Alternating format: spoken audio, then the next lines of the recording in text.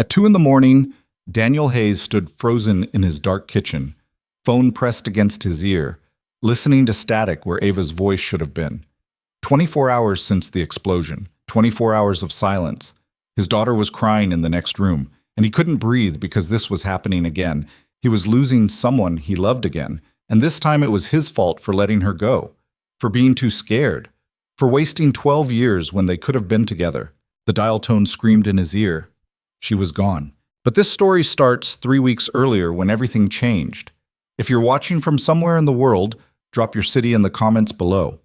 I want to see how far this story travels. Hit that like button and stick around until the end, because what happens next will break you before it heals you. Daniel Hayes had forgotten what it felt like to want something. At 32, his life had narrowed into a series of small, manageable tasks that required nothing from him except showing up. Wake up at 6. Make coffee. Burn toast because he was never paying attention. Wake Lily at 6:30. Pack her lunch. Drive her to school. Go to work at the hardware store where he'd been assistant manager for 9 years. Come home.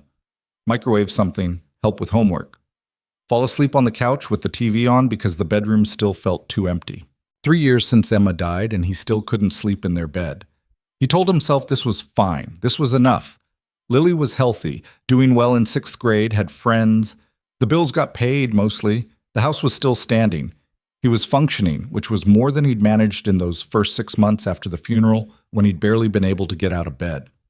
Functioning wasn't happiness, but happiness wasn't something he thought about anymore. It was a Tuesday morning in late September when everything stopped being fine. Daniel was running late, which meant Lily was running late, which meant they were both going to be late, and he was trying to butter toast while simultaneously signing a permission slip he should have signed 3 days ago when someone knocked on the front door. "I'll get it," Lily yelled from upstairs.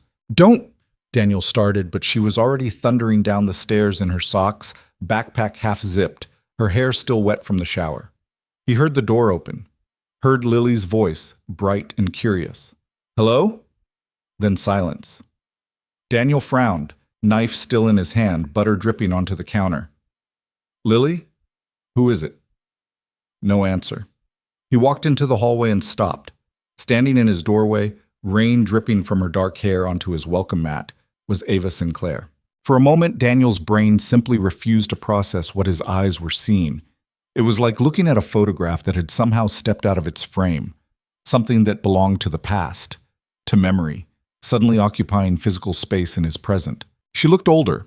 Of course she did. 12 years older.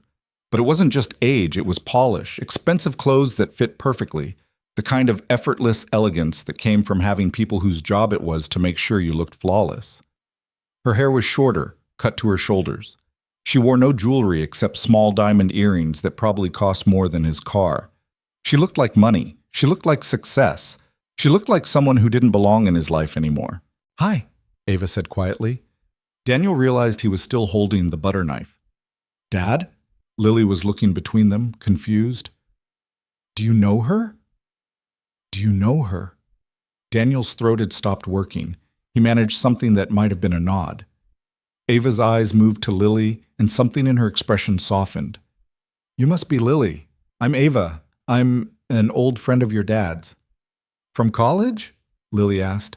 "Before that, actually. High school." Ava's smile was careful, like she was trying not to scare a wild animal. Then her eyes moved back to Daniel. "I'm sorry to just show up like this. I tried to call, but your numbers changed." Daniel finally found his voice. It came out rough, unused. "What are you doing here?" "I was in Hartford for a meeting. I thought—" She trailed off, rainwater pooling at her feet. "Can I come in?" "No," Daniel thought. "No, you can't come in. You can't be here. You can't just show up after 12 years like it's nothing." "We're actually late for school," he heard himself say instead. "I need to— Lily, go get your shoes on." Lily didn't move, still staring at Ava with open curiosity. "But who is she?" "Lily, shoes now." Something in his tone made Lily flinch. She shot one more glance at Ava before retreating upstairs. Daniel and Ava stood in silence. The rain outside was picking up, drumming against the porch roof. Ava looked smaller than he remembered, though that didn't make sense because she had to be at least 5'8". Maybe it was just that his memory of her had grown larger over the years, mythical, until the real person couldn't possibly measure up. You look good, Ava said finally. I mean, you look tired, but good. What do you want, Ava? She flinched at his tone. I just wanted to see you, to talk. After 12 years. I know. You couldn't pick up a phone? Would you have answered? Fair point. Daniel set the butter knife down on the hall table before he did something stupid with it. His hands were shaking. I have to take Lily to school. Okay. And then I have to go to work. Okay. So, can I come back later? Ava's voice was quiet. Please, just for coffee. An hour. Daniel should have said no. Should have closed the door, driven Lily to school, gone to work, and pretended this never happened. Should have protected himself the way he'd learned to protect himself after Emma died, by keeping everything and everyone at arm's length. Instead, he said, 5 o'clock. Relief flooded Ava's face. Thank you. She turned to leave, then paused. Daniel? What? I really am sorry for all of it. Then she was gone, walking quickly through the rain to a black car Daniel hadn't noticed parked at the curb. He watched her drive away before closing the door and leaning against it, his heart doing something painful and unfamiliar in his chest. Lily appeared at the top of the stairs. Dad? Who was that? Daniel opened his mouth and found he had no idea how to answer that question. The school drop-off was quiet. Lily kept glancing at him, clearly wanting to ask more questions, but Daniel kept his eyes on the road and his answers short. Yes, he knew her from high school. No, they hadn't talked in a long time. No, he didn't know why she'd come by. She seemed nice, Lily ventured as they pulled up to the school. Yeah. And pretty. Daniel didn't answer that one. Is she coming back? I don't know, maybe. He forced himself to look at his daughter. Have a good day, okay? I'll pick you up at 3. Lily unbuckled her seatbelt but didn't get out immediately. Are you okay, Dad? The question hit him harder than it should have. When had his 11-year-old learned to read his mood so carefully? When had she started having to take care of him instead of the other way around? I'm fine, he lied. Go on, you're already late. She hesitated another moment, then leaned over and kissed his cheek, something she didn't do as much anymore now that she was in 6th grade and worried about being cool. Love you.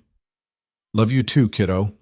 He watched her run through the rain into the school building, then sat in the parking lot for 10 minutes, hands gripping the steering wheel, trying to remember how to breathe normally. Ava Sinclair. The last time he'd seen her, they'd been 20 years old and screaming at each other in his dorm room. She'd been crying, mascara running down her face, telling him he was a coward. He'd been angry and scared and so sure he was making the right choice. They were going to get married someday. Everyone said so. High school sweethearts who actually made it through college together. But then Ava got the offer. Some startup media company in London wanted her for an entry-level position that could turn into something bigger. It was everything she'd been working toward, everything she'd dreamed about since she was 16 and started her high school newspaper. She'd wanted him to come with her. He'd said no. Not just no. He'd made it about her, about how she was being reckless, throwing away stability for a dream that probably wouldn't pan out, about how she needed to be more realistic, more practical, about how if she really loved him, she wouldn't ask him to give up everything and move to a foreign country for a job that might not even last 6 months. The truth was simpler and more pathetic. He'd been terrified. Terrified of leaving Connecticut, of leaving everything familiar, of taking a risk that big. So he dressed up his fear as responsibility and tried to make her the villain for wanting more than what their small town could offer. She'd left anyway. Of course she had. And he'd spent the next 12 years telling himself he'd made the right choice. Work was a blur. Daniel went through the motions, helping customers find the right size nails, processing returns, restocking shelves, while his brain kept circling back to Ava standing in his doorway.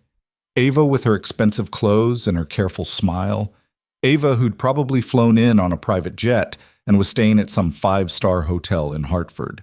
Ava who'd become exactly what she'd said she would become, while he'd stayed exactly where he was. You okay, man? Marcus, one of the other assistant managers, asked around lunch. You've been weird all day. I'm fine. You reorganized the paint section by color instead of brand. Nobody does that. It's weird. Daniel looked at the paint display he'd spent the last hour rearranging without really seeing it. Sorry. Don't apologize. It actually looks better. But seriously, what's up? Daniel opened his mouth to say nothing, then found himself saying, "Someone from my past showed up this morning." Marcus raised an eyebrow. Good someone or bad someone? I don't know yet. Ex-girlfriend? Yeah. Before Emma? Yeah. Marcus whistled low. And she just showed up, out of nowhere? Apparently she was in town for business. What kind of business? Daniel realized he had no idea. I don't know. We didn't really talk. She's coming back later. To your house? Yeah. With Lily there? Daniel hadn't thought about that. Shit. Maybe that's good, though, Marcus said. Buffer makes it less weird. Or more weird. Fair point. Marcus clapped him on the shoulder. Good luck, man. Try not to reorganize anything else by color. Corporate gets pissy about that. The rest of the day crawled by. Daniel picked Lily up from school at 3, and she immediately asked if the lady from this morning was coming back. Maybe, Daniel said. Is she your ex-girlfriend? Daniel nearly drove off the road. Who told you that? Nobody. I'm not stupid, Dad. You got all weird when you saw her. I didn't get weird. Lily gave him a look that was far too knowing for an 11-year-old. You were holding a butter knife like you were going to stab someone. I was making toast. Whatever. So is she. Daniel sighed. Yes, from a long time ago, before I met your mom. What's her name again? Ava. What'd she do? I don't know. You don't know what your ex-girlfriend does for a living? We haven't talked in 12 years, Lily. So look her up. What? Lily pulled out her phone, the one Daniel had gotten her for emergencies, which she definitely wasn't supposed to be using in the car. What's her last name? Lily. Dad, seriously, what's her last name? Sinclair. Ava Sinclair. But Lily's fingers flew across the screen. Then she went very still. What? Daniel asked. Dad, pull over. What? Why? Just pull over. Daniel pulled into a strip mall parking lot and turned to look at his daughter, who was staring at her phone screen like it had personally insulted her. Lily, what? She turned the phone around. Daniel looked at the screen and felt his stomach drop. It was a Wikipedia page. The first line read, Ava Sinclair, born May 15, 1996, is an American media executive and entrepreneur who currently serves as CEO of Sinclair Global Media, a multinational news and entertainment conglomerate. As of 2024, her net worth is estimated at $2.3 billion, making her one of the youngest self-made female billionaires in the United States. Below that was a photo. Ava in a business suit standing in front of what looked like the New York Stock Exchange. Ava shaking hands with someone who might have been the president. Ava on the cover of Forbes with the headline, The Media Mogul Who Started with Nothing. Your ex-girlfriend, Lily said slowly, is a billionaire. Daniel couldn't speak. And she just showed up at our house this morning.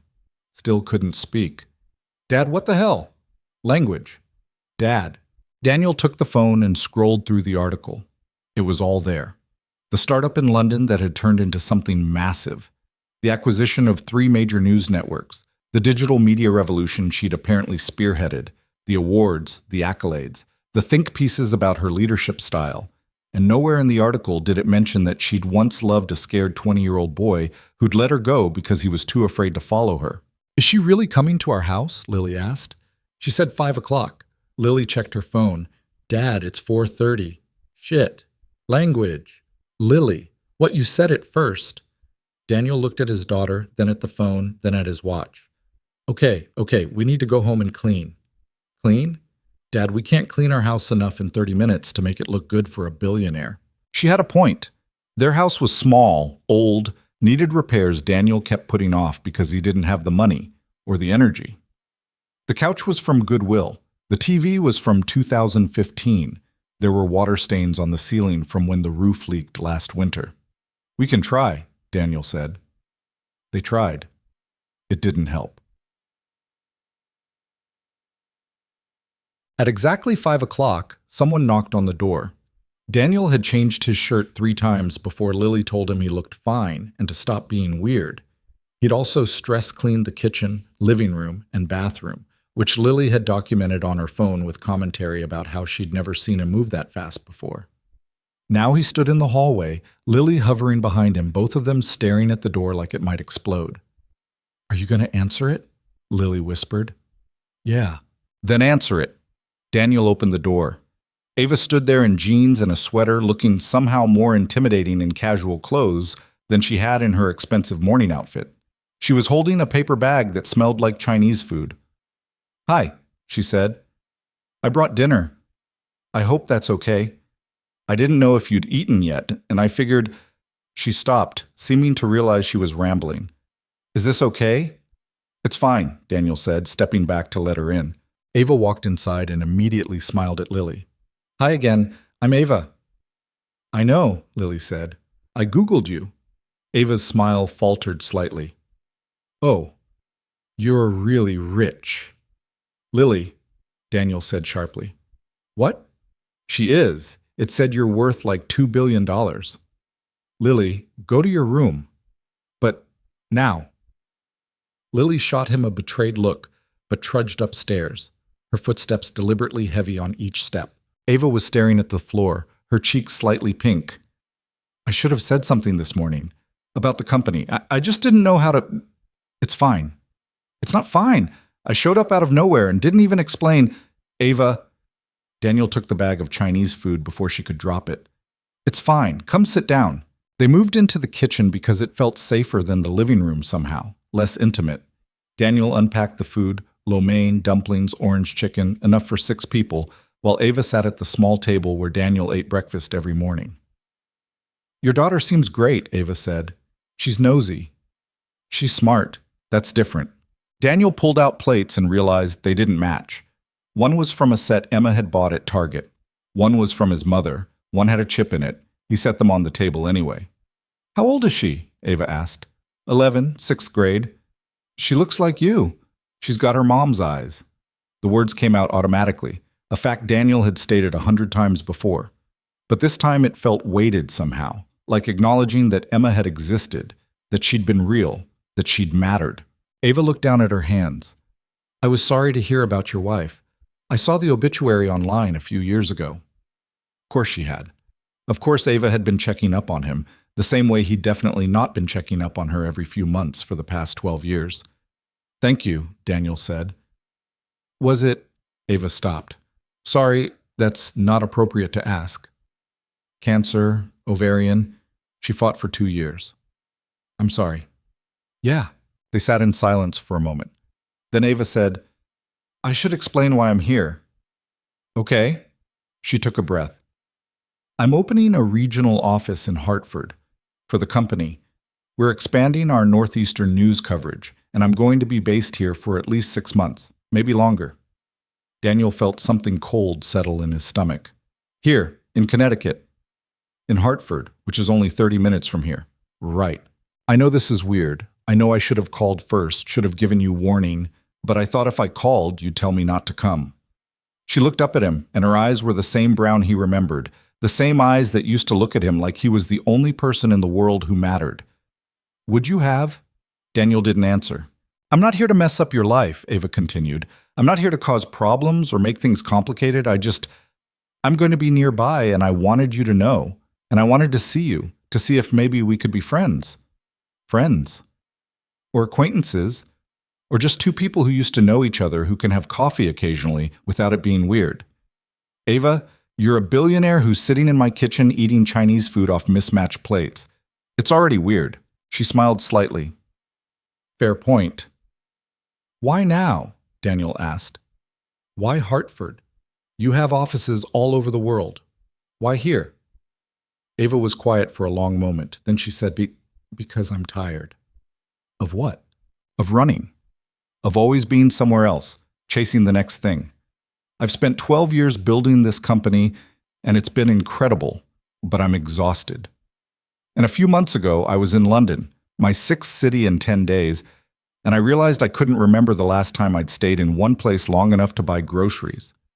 Everything I own fits in suitcases. I don't have a home, Daniel. I have hotels. She picked up a dumpling and set it down again without eating it. Hartford is small enough that I can actually put down roots for a while. Big enough that there's work to do. And close enough to where I grew up that it feels like... She trailed off.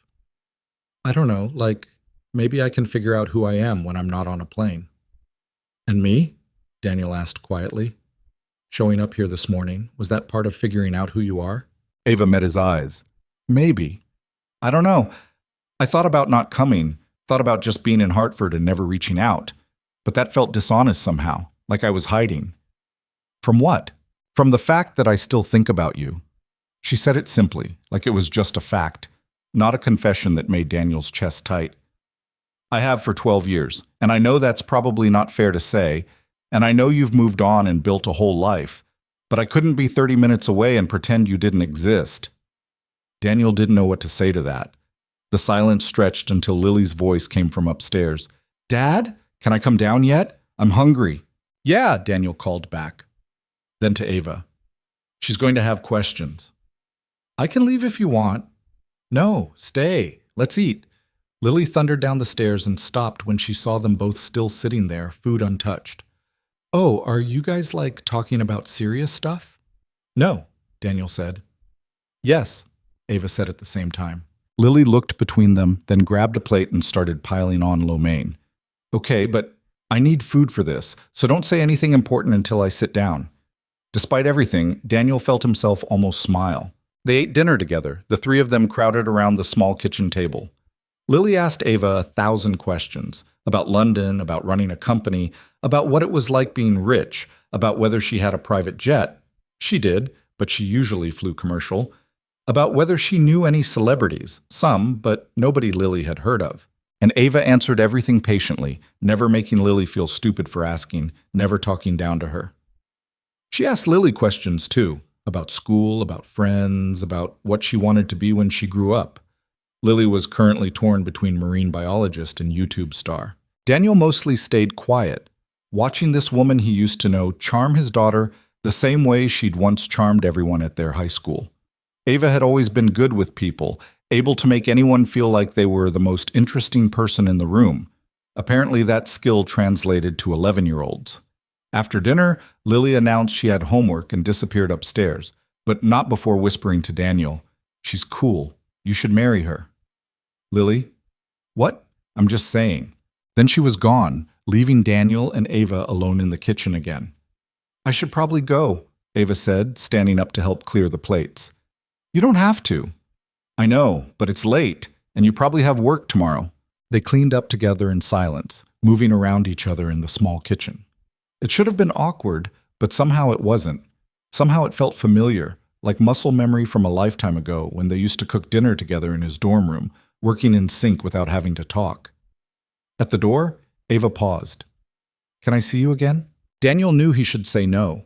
Should protect himself, protect Lily, protect the small, manageable life he'd built from the chaos that someone like Ava would inevitably bring. Instead, he said, Yeah, I'd like that. Ava smiled, and it was the first real smile he'd seen from her all day. Not careful, not practiced, just genuine happiness. Good, I'll call you. Okay? She was halfway down the porch steps when she turned back. Daniel? Yeah? Thank you for letting me in. I know it wasn't easy. After she left, Daniel stood in the doorway for a long time, watching the taillights of her car disappear down the street. Upstairs, Lily called down, Dad, are you okay? Daniel closed the door and leaned against it, his heart doing that painful, unfamiliar thing again. I don't know, he called back, and for the first time in 3 years, that felt like it might be okay.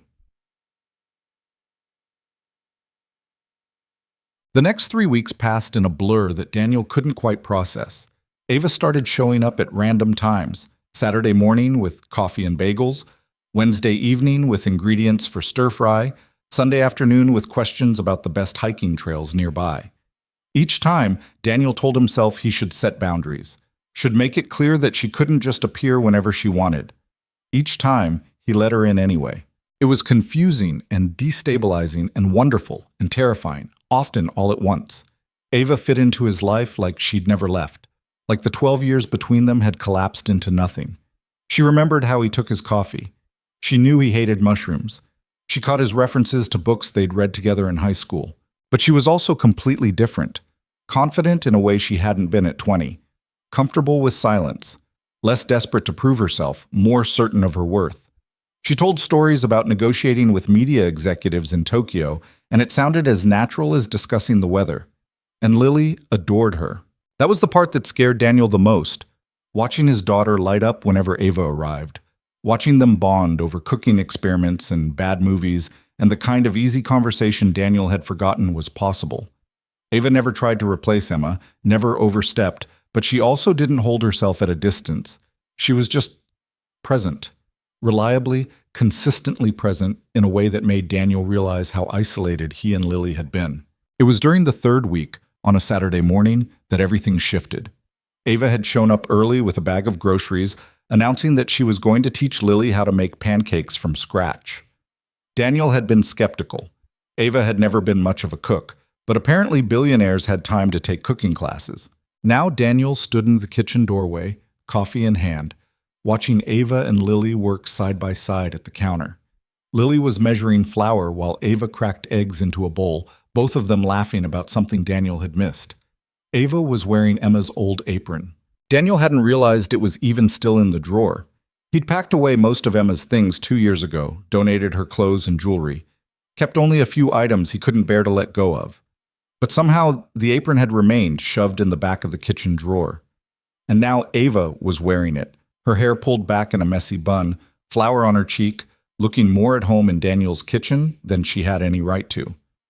"Dad," Lily called. "Come here. Ava's teaching me to make shapes." Daniel walked over and looked at the griddle where Ava had poured batter in what was supposed to be a heart shape but looked more like a deformed blob. "It's abstract," Ava said defensively. "It's terrible," Lily said, grinning. "Art is subjective." "That's what people say when their art is bad." Ava laughed and flicked flour at Lily, who shrieked and retaliated. And suddenly there was a flour fight happening in Daniel's kitchen, white powder everywhere, both of them laughing so hard they could barely breathe. And something inside Daniel cracked. He'd been holding himself together for 3 years through pure force of will, convincing himself that being okay was the same as being happy, that getting through each day was enough. He'd built walls around his heart so high that nothing could get in, nothing could hurt him again. But standing there watching Ava, impossible, beautiful, infuriating Ava, make his daughter laugh in a way she hadn't laughed since Emma died, Daniel felt those walls start to crumble. He was in love with her, still. Again. He didn't know which, didn't know if the feeling had ever really left, or if it had been buried so deep he'd convinced himself it was gone. But it was there now, undeniable and terrifying, flooding through him with enough force to make his hands shake. "Dad?" Lily was looking at him with concern. "You okay? You look weird." "I'm fine," Daniel managed. But Ava was watching him too, and something in her expression said she could see right through him, the way she always had.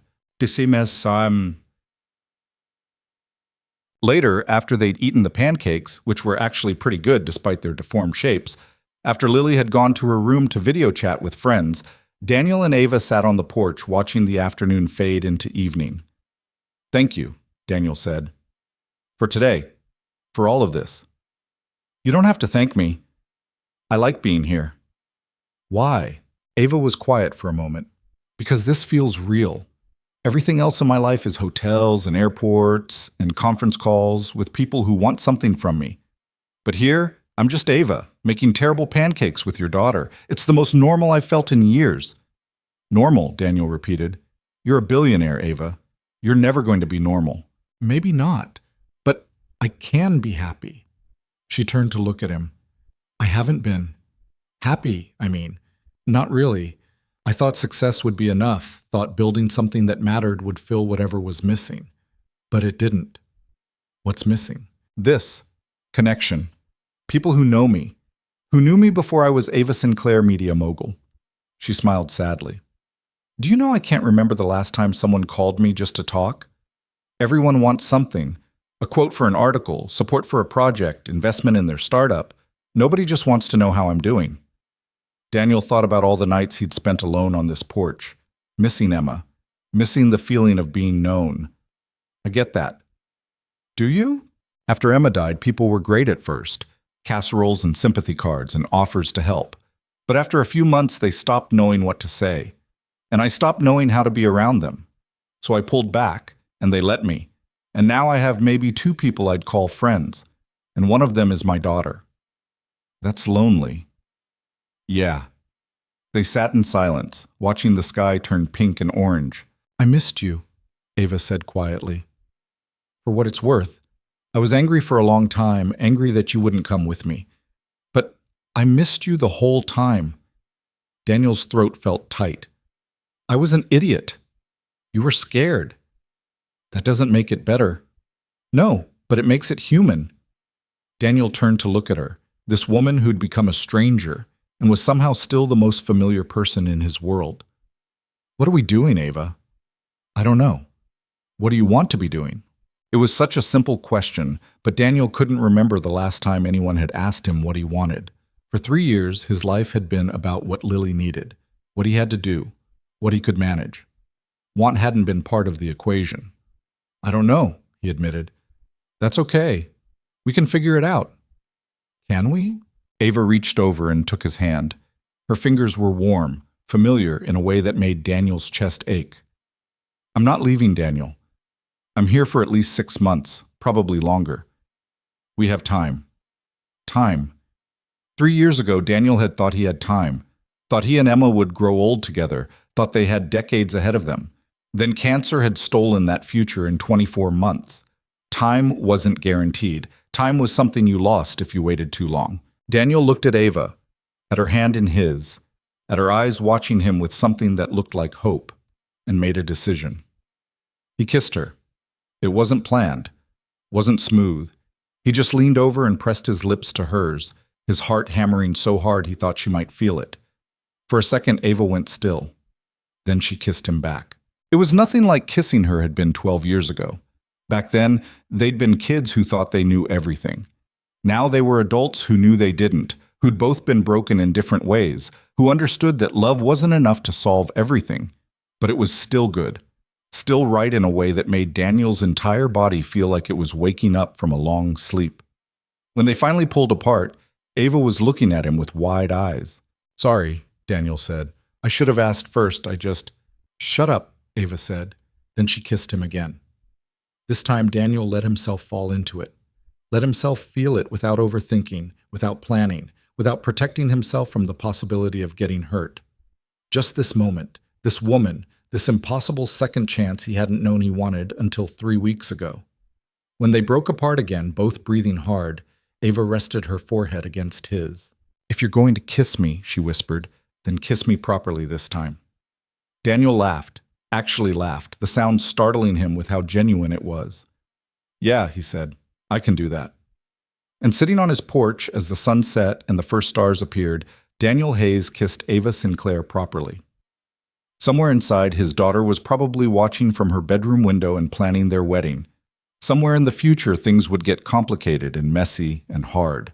But right now, in this moment, Daniel let himself just be happy. And that was enough. The thing nobody tells you about starting over is that you don't get to leave the past behind. It follows you into every new moment, whispering reminders of every mistake you've ever made, every person you've hurt, every choice you can't take back. Daniel learned this the hard way 3 days after kissing Ava on his porch. He was lying in bed, his bed, the one he'd shared with Emma, the one he hadn't been able to sleep in for 3 years, staring at the ceiling at 2 a.m. when the guilt hit him like a physical weight on his chest. What the hell was he doing? Emma had been gone 3 years. 3 years wasn't that long. People would say it was enough time, would tell him he deserved to move on.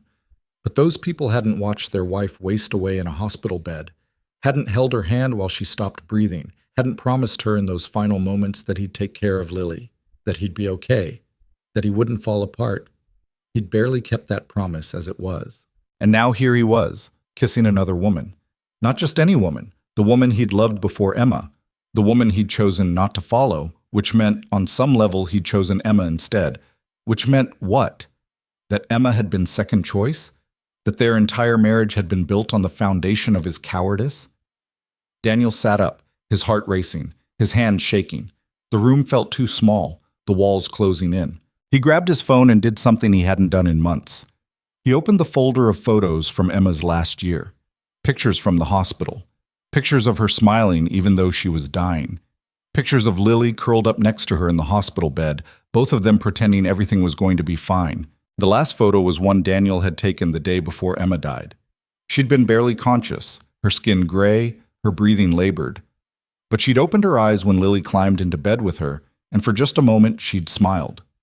Daniel stared at that photo until his vision blurred. "I'm sorry," he whispered to the empty room. "I'm so sorry." His phone buzzed, a text from Ava. "Can't sleep, you up?" Daniel stared at the message for a long time before typing back. "Yeah." 3 dots appeared, disappeared, appeared again. Then, "Want to talk?" No, Daniel thought. I want to go back in time and make better choices. I want Emma to still be alive. I want to not feel like I'm betraying her by being happy with someone else. He typed, "Not tonight, sorry." The response came quickly. "Okay, I'm here if you need me." Daniel set the phone down and put his face in his hands. Downstairs, the house creaked and settled. Outside, a car passed by. Normal sounds. A normal night in a normal life that Daniel had somehow managed to complicate beyond recognition. He didn't sleep the rest of the night. The next morning, Lily knew something was wrong immediately. "You look terrible," she announced over cereal. "Thanks." "I'm serious, Dad. When's the last time you slept?" "Last night." "Liar." Daniel rubbed his eyes. "Can we not do this right now?" "Do what?" "Care about you?" Lily set down her spoon. "You've been weird since you kissed Ava." "How do you know about that?" "I have eyes, Dad, and you're not subtle." She paused. "Are you freaking out?" "No." "You're totally freaking out." "Lily, it's okay, to like someone. Mom wouldn't be mad." The words hit Daniel harder than they should have. "You don't know that." "Yeah, I do. Mom told me." Lily's voice went quiet. "Before she died. She said you were going to be lonely and sad, and that someday you'd meet someone, and that was okay. That she wanted you to be happy." Daniel couldn't breathe. "She said that to you?" "She made me promise not to tell you until you were ready to hear it. I guess I'm breaking that promise now." Lily looked down at her cereal.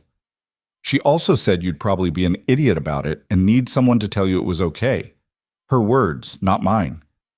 Despite everything, Daniel felt his throat tighten with something between laughter and tears. That sounded exactly like Emma, practical even in dying, trying to take care of everyone even when she was the one who needed care. "I miss her," Daniel said. "Me too." Lily looked up at him. "But I like Ava, and I think you do too. And I don't think that means you didn't love Mom. I think it just means you're not dead. When did you get so smart? I've always been smart. You just don't listen." Daniel reached across the table and squeezed his daughter's hand.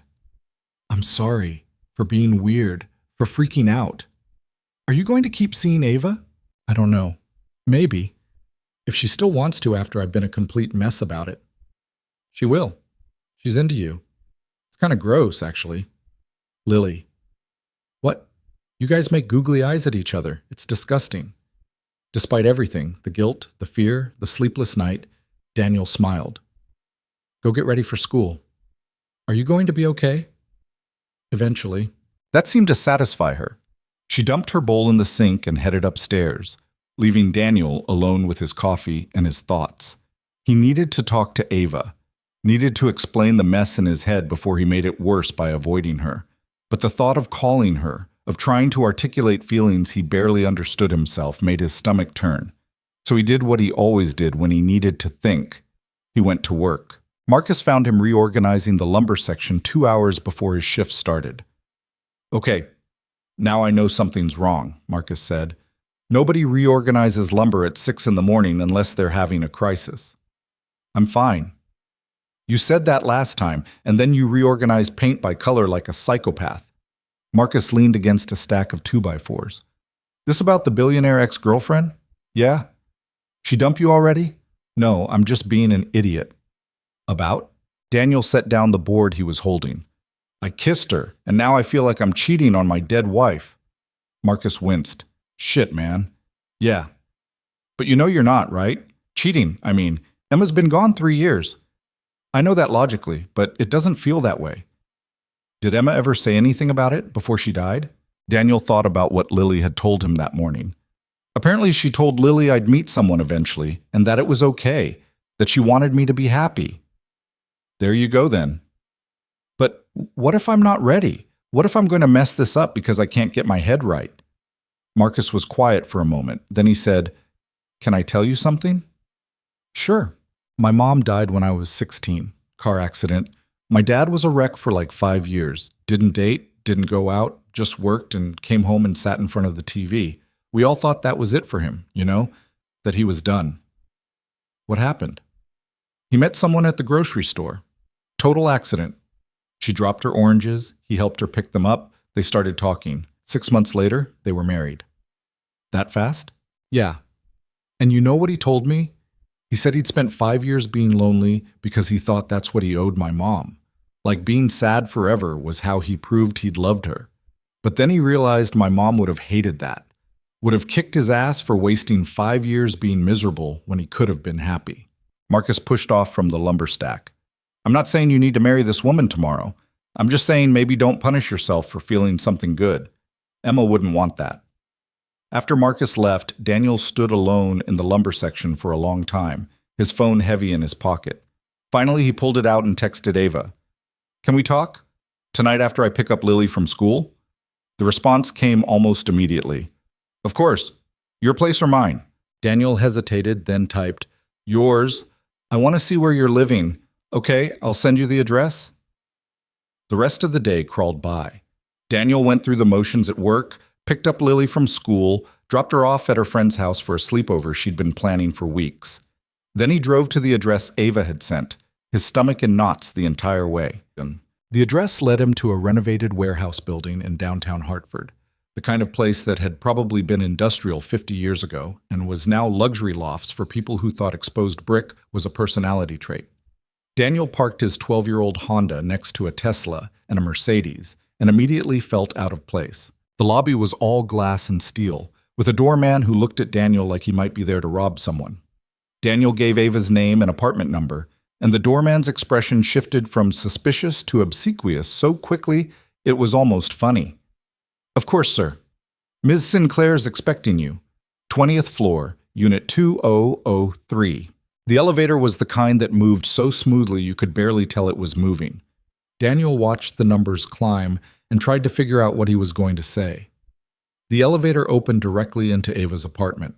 Of course it did. The space was enormous, floor-to-ceiling windows overlooking the city, modern furniture that looked like it cost more than Daniel's car, art on the walls that was probably original. Everything was clean, minimalist, expensive, and completely impersonal. There were no photos, no personal items, no indication that anyone actually lived here. It looked like a hotel suite designed by someone who'd never had to worry about money. Ava appeared from what Daniel assumed was the kitchen, wearing jeans and a sweater, her hair pulled back. She looked nervous. Hi, she said. Hi. This place is... Daniel gestured vaguely at the apartment. It's something. It's sterile, I know. I haven't had time to make it feel like home yet. She twisted her hands together. Do you want something to drink? I have wine, beer, water, coffee. Ava, we need to talk. She went still. Okay. They sat on the couch, white leather, uncomfortable, and Daniel tried to figure out where to start. I'm sorry about last night, he said finally, for being weird and distant. You weren't weird. I was. And you deserve to know why. Ava pulled her knees up to her chest, making herself smaller. Okay. Daniel took a breath. I loved Emma. I need you to know that. She wasn't second choice or a replacement for you or anything like that. I loved her, and our marriage was real, and losing her broke something in me that I don't know if I'll ever get back. I know that, Daniel. I would never think, but I also loved you first. And I spent 12 years telling myself I'd made the right choice, that staying here was the smart thing, the responsible thing. And then Emma got sick, and I realized none of that mattered. Smart responsible. It doesn't protect you from loss. You lose people anyway. Daniel's voice cracked slightly. He cleared his throat and continued. When you showed up 3 weeks ago, it felt like the universe was giving me a second chance at something I'd already screwed up once. And that's terrifying. Because what if I screw it up again? What if I'm not ready? What if being with you is me running away from grief instead of actually dealing with it? Ava was watching him with an expression he couldn't quite read. Is that what you think you're doing? Running away? I don't know. Maybe. Daniel. She unfolded herself and turned to face him properly. Do you want to be with me? Yes, I think so, but... No buts. Simple question. Do you want to be with me? Daniel looked at her. Really looked at her. At the way she was sitting on her expensive couch in her expensive apartment that didn't feel like home because Ava had never let anywhere feel like home. At the vulnerability in her eyes that she was trying to hide and failing.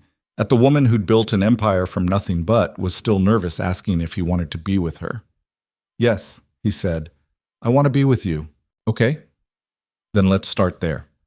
Ava reached out and took his hand. I'm not asking you to be perfect. I'm not asking you to have everything figured out. I'm just asking you to try. Can you do that? What if I mess up? Then you mess up. We'll figure it out. What if I can't give you what you need? What do you think I need? Daniel gestured around the apartment. I don't know, someone who fits into your world. Someone who can go to fancy dinners and charity galas and board meetings. Someone who doesn't work at a hardware store and drive a Honda from 2014. Ava's expression shifted to something between amusement and frustration. You think that's what I want? Isn't it? Daniel, I have spent 12 years in that world. I've been to 1,000 fancy dinners and charity galas and board meetings. I've dated men who went to Ivy League schools and ran companies and looked perfect on paper. And you know what? Every single one of them was boring as hell. Despite himself, Daniel almost smiled. Boring? Boring, predictable, safe. They wanted to be with me because of what I could do for their careers or their social status or their image. Nobody wanted to be with me because I make terrible pancakes and laugh too loud and have a scar on my knee from falling off a bike when I was 9. She squeezed his hand. You know who I am, Daniel. You knew me before any of this. You don't care about my company or my money or my Wikipedia page. You care about me. Do you have any idea how rare that is? I just don't want you to regret this. To wake up one day and realize you could have had someone better. Better than the man who makes his daughter's lunch every morning and stress cleans when he's nervous and still remembers that I hate mushrooms? Better than the man who loved his wife enough to fall apart when he lost her? Better than the man who's brave enough to try again even though he's terrified? Ava moved closer to him on the couch. You're not a consolation prize, Daniel. You're the person I think about when I'm sitting in meetings I don't care about. You're the reason I took the Hartford office instead of staying in New York. You're the person I wanted to see after 12 years of telling myself I was over you. You took Hartford because of me? Partly. Also because I was tired and needed a change. But yeah, knowing you were nearby was part of it. She smiled slightly. I Googled you before I came. Saw you were still in Connecticut, still single. Saw Emma's obituary and felt like the world's worst person for being relieved that you weren't married anymore. Daniel didn't know what to say to that. I'm not asking you to be ready, Ava said quietly. I'm not asking you to have all your grief processed and tied up neatly. I'm just asking you to let me in, to try. And if it doesn't work, if you decide you're not ready or I'm not what you need, then we'll deal with that. But don't push me away because you're scared. Not again. The not again hung in the air between them. A reference to 12 years ago, to Daniel choosing fear over possibility, to all the years they'd lost because he'd been too afraid to take a risk. I don't want to lose you again, Daniel said. Then don't. It should have been more complicated than that. Should have required therapy and processing and careful consideration. But sitting there in Ava's sterile apartment with her hand in his, Daniel realized that sometimes the simple answer was the right one. He kissed her. This time, it wasn't tentative or apologetic. This time, it was deliberate. A choice he was making with his eyes open, knowing it might hurt, knowing it might not work out, but choosing it anyway. When they finally broke apart, Ava was smiling. Better? Better. Good. Because I was starting to think you were going to noble sacrifice yourself right out of my life. I thought about it. I know. You get this look when you're about to do something stupid and self-sacrificing. You had it 12 years ago when you told me not to move to London. I was an idiot. Yeah, but you're my idiot now, so try not to be too stupid about this, okay? Daniel laughed, actually laughed, and pulled her closer. I'll try. They stayed like that for a while, tangled together on the uncomfortable white couch, not talking, just existing in the same space. It wasn't perfect. Daniel's mind was still a mess of guilt and fear and uncertainty, but it was real, and that felt like enough. Eventually, Ava said, "Tell me about her, about Emma." Daniel tensed slightly. Why? Because she was important to you, because she's Lily's mom. Because if we're going to do this, I need to know I'm not competing with a ghost. You're not... Daniel, let me rephrase. I need to hear about her so I can understand who she was, not as the woman who died, as the woman you loved. So Daniel told her. He told her about meeting Emma at a friend's barbecue 6 months after Ava left, about how Emma had been kind and funny and uncomplicated in a way that felt safe after the chaos of losing Ava, about their small wedding, their tiny apartment, the way Emma had cried when she found out she was pregnant. He told her about Emma's cancer diagnosis, ovarian, stage 3, already spread by the time they caught it, about the 2 years of treatment, the surgeries, the chemo that made her so sick she couldn't get out of bed, about how Emma had stayed positive almost the entire time, cracking jokes even when she was dying, trying to make it easier for him and Lily. He told her about the last day when Emma had been barely conscious but had still managed to squeeze his hand and whisper, "Take care of our girl." By the time he finished, his voice was rough and Ava's eyes were wet. "She sounds amazing," Ava said. "She was. I'm sorry I never got to meet her." "Me too. I think you would have liked each other." Ava wiped her eyes. "Did she know? About me?" "Yeah, I told her early on when things started getting serious. She asked if I was over you, and I said yes." "Were you lying?" Daniel considered the question. "I thought I was telling the truth. I'd convinced myself I was over you, but looking back, I don't know. Maybe you don't get over your first love. Maybe you just learn to live with the space they left behind. That's depressing." "Little bit, yeah." Ava was quiet for a moment. Then she said, "Can I tell you something that might make me sound like a terrible person?" "Sure. I'm glad I get a second chance with you. I know that's selfish, and I know Emma was amazing, and I know you loved her, but I'm still glad." Daniel pulled her closer. "That doesn't make you terrible. It makes you honest." They ordered Thai food and ate it sitting on the floor because Ava admitted the dining table was just for show, and she'd never actually used it. They talked about everything and nothing, about Lily, about Ava's company, about Daniel's job, about whether it was weird that they were both in their 30s and still didn't feel like adults. Around 11, Daniel's phone rang. Lily, calling from her sleepover. "Dad, can you pick me up?" "What's wrong? Are you okay?" "I'm fine. Madison's mom is being weird, and I just want to come home." Daniel glanced at Ava, who was already standing up to get her keys. "Yeah, of course. I'll be there in 20 minutes. "Thanks, Dad. Sorry." "Don't be sorry, I'm coming." He hung up and turned to Ava. I heard. Let's go." "You don't have to come." "I want to, unless you don't want me to." Daniel thought about it for half a second, then shook his head. "No, I want you to. Let's go." They took Ava's car, a sleek black SUV that drove like a dream and made Daniel's Honda feel like a tin can by comparison. Ava navigated through Hartford with the ease of someone who'd lived in a dozen different cities and knew how to figure out any of them quickly. "What do you think happened?" Ava asked as they drove. "With Lily." "No idea. Could be anything from Madison's mom said something insensitive to Lily, just got overwhelmed and needed out." "Does that happen a lot?" "What? Her needing to leave situations suddenly?" "Yeah." Daniel sighed. "More than it used to. She's gotten better, but sometimes things just hit her wrong. Grief is weird like that. You think you're fine, and then something small triggers you, and suddenly you're not. I can't imagine losing a parent at 8 years old. She's tougher than I am, always has been." They pulled up to Madison's house, and Lily was already waiting on the front steps, her overnight bag beside her. She looked small and tired, her arms wrapped around herself. Daniel was out of the car before Ava had even put it in park. "Hey, kiddo, you okay?" Lily nodded, but her eyes were red. Can we just go? Yeah, of course. Lily started toward the car, then stopped when she saw Ava in the driver's seat. Oh, hi. Hi, Sat. Ava gave her a gentle smile. Rough night? Kind of. Want to talk about it? Not really. That's okay too. They drove back in silence.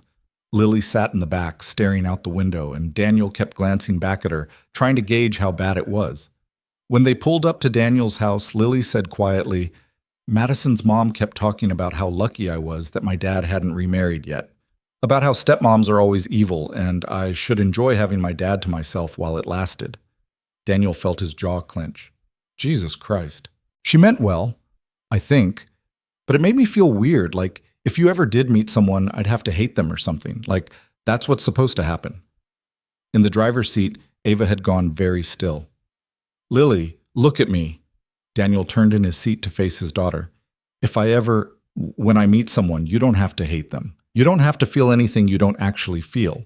Madison's mom is wrong, okay? Not all stepmoms are evil. That's just a stupid fairy tale thing. But what if you do meet someone and I don't like them? Then we'd figure it out. But you don't have to worry about that right now. Lily looked past Daniel to Ava. Do you hate me? Ava's eyes went wide. What? No. Why would you think that? Because I'm part of the package.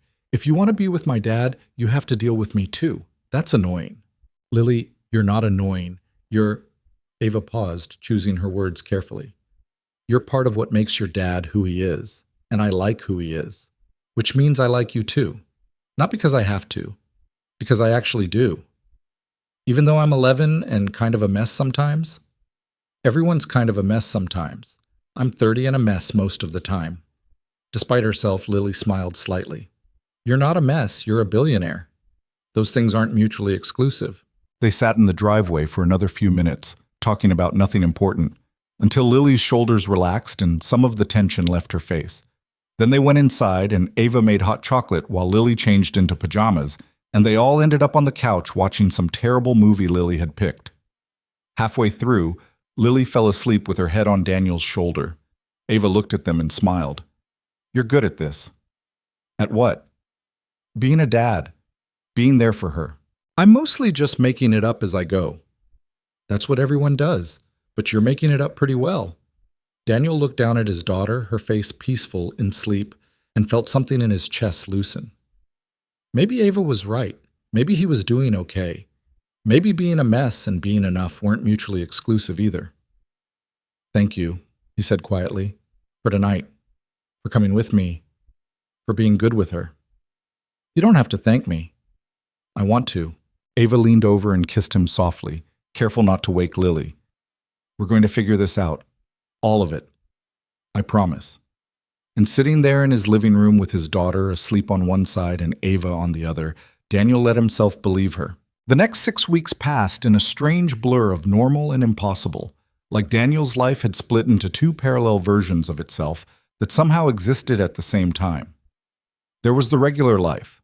Wake up, make breakfast, drive Lily to school, work at the hardware store, pick Lily up, make dinner, help with homework, fall asleep watching TV, the same routine he'd been following for 3 years, predictable and safe and manageable. And then there was the life with Ava in it. Ava, who showed up on Saturday mornings with expensive coffee and cheap donuts because she'd figured out Daniel preferred the cheap ones. Ava, who helped Lily with a science project about ocean currents and somehow made it fun instead of frustrating.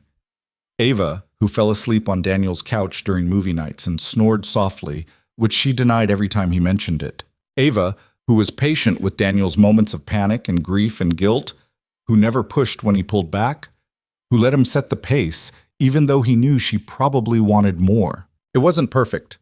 Daniel still had nights where he couldn't sleep, where the weight of everything felt like too much. Lily still had days where she was angry at the world for taking her mother away.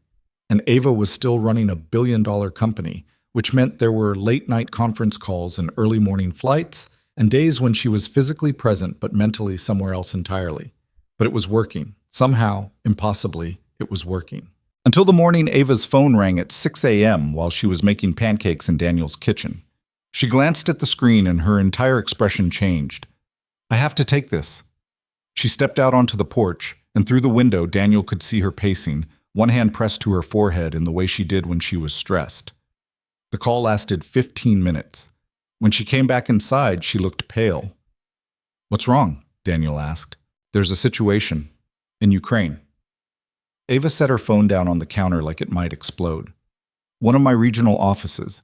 There's been threats, political pressure, some kind of corruption investigation that's probably fabricated, but still, slow down. What kind of situation? The kind where I might need to go there and handle it in person." She looked at him. "The kind where if I don't, we could lose everything we've built there. Journalists could lose their jobs. Stories that need to be told won't get told." Daniel felt something cold settle in his stomach.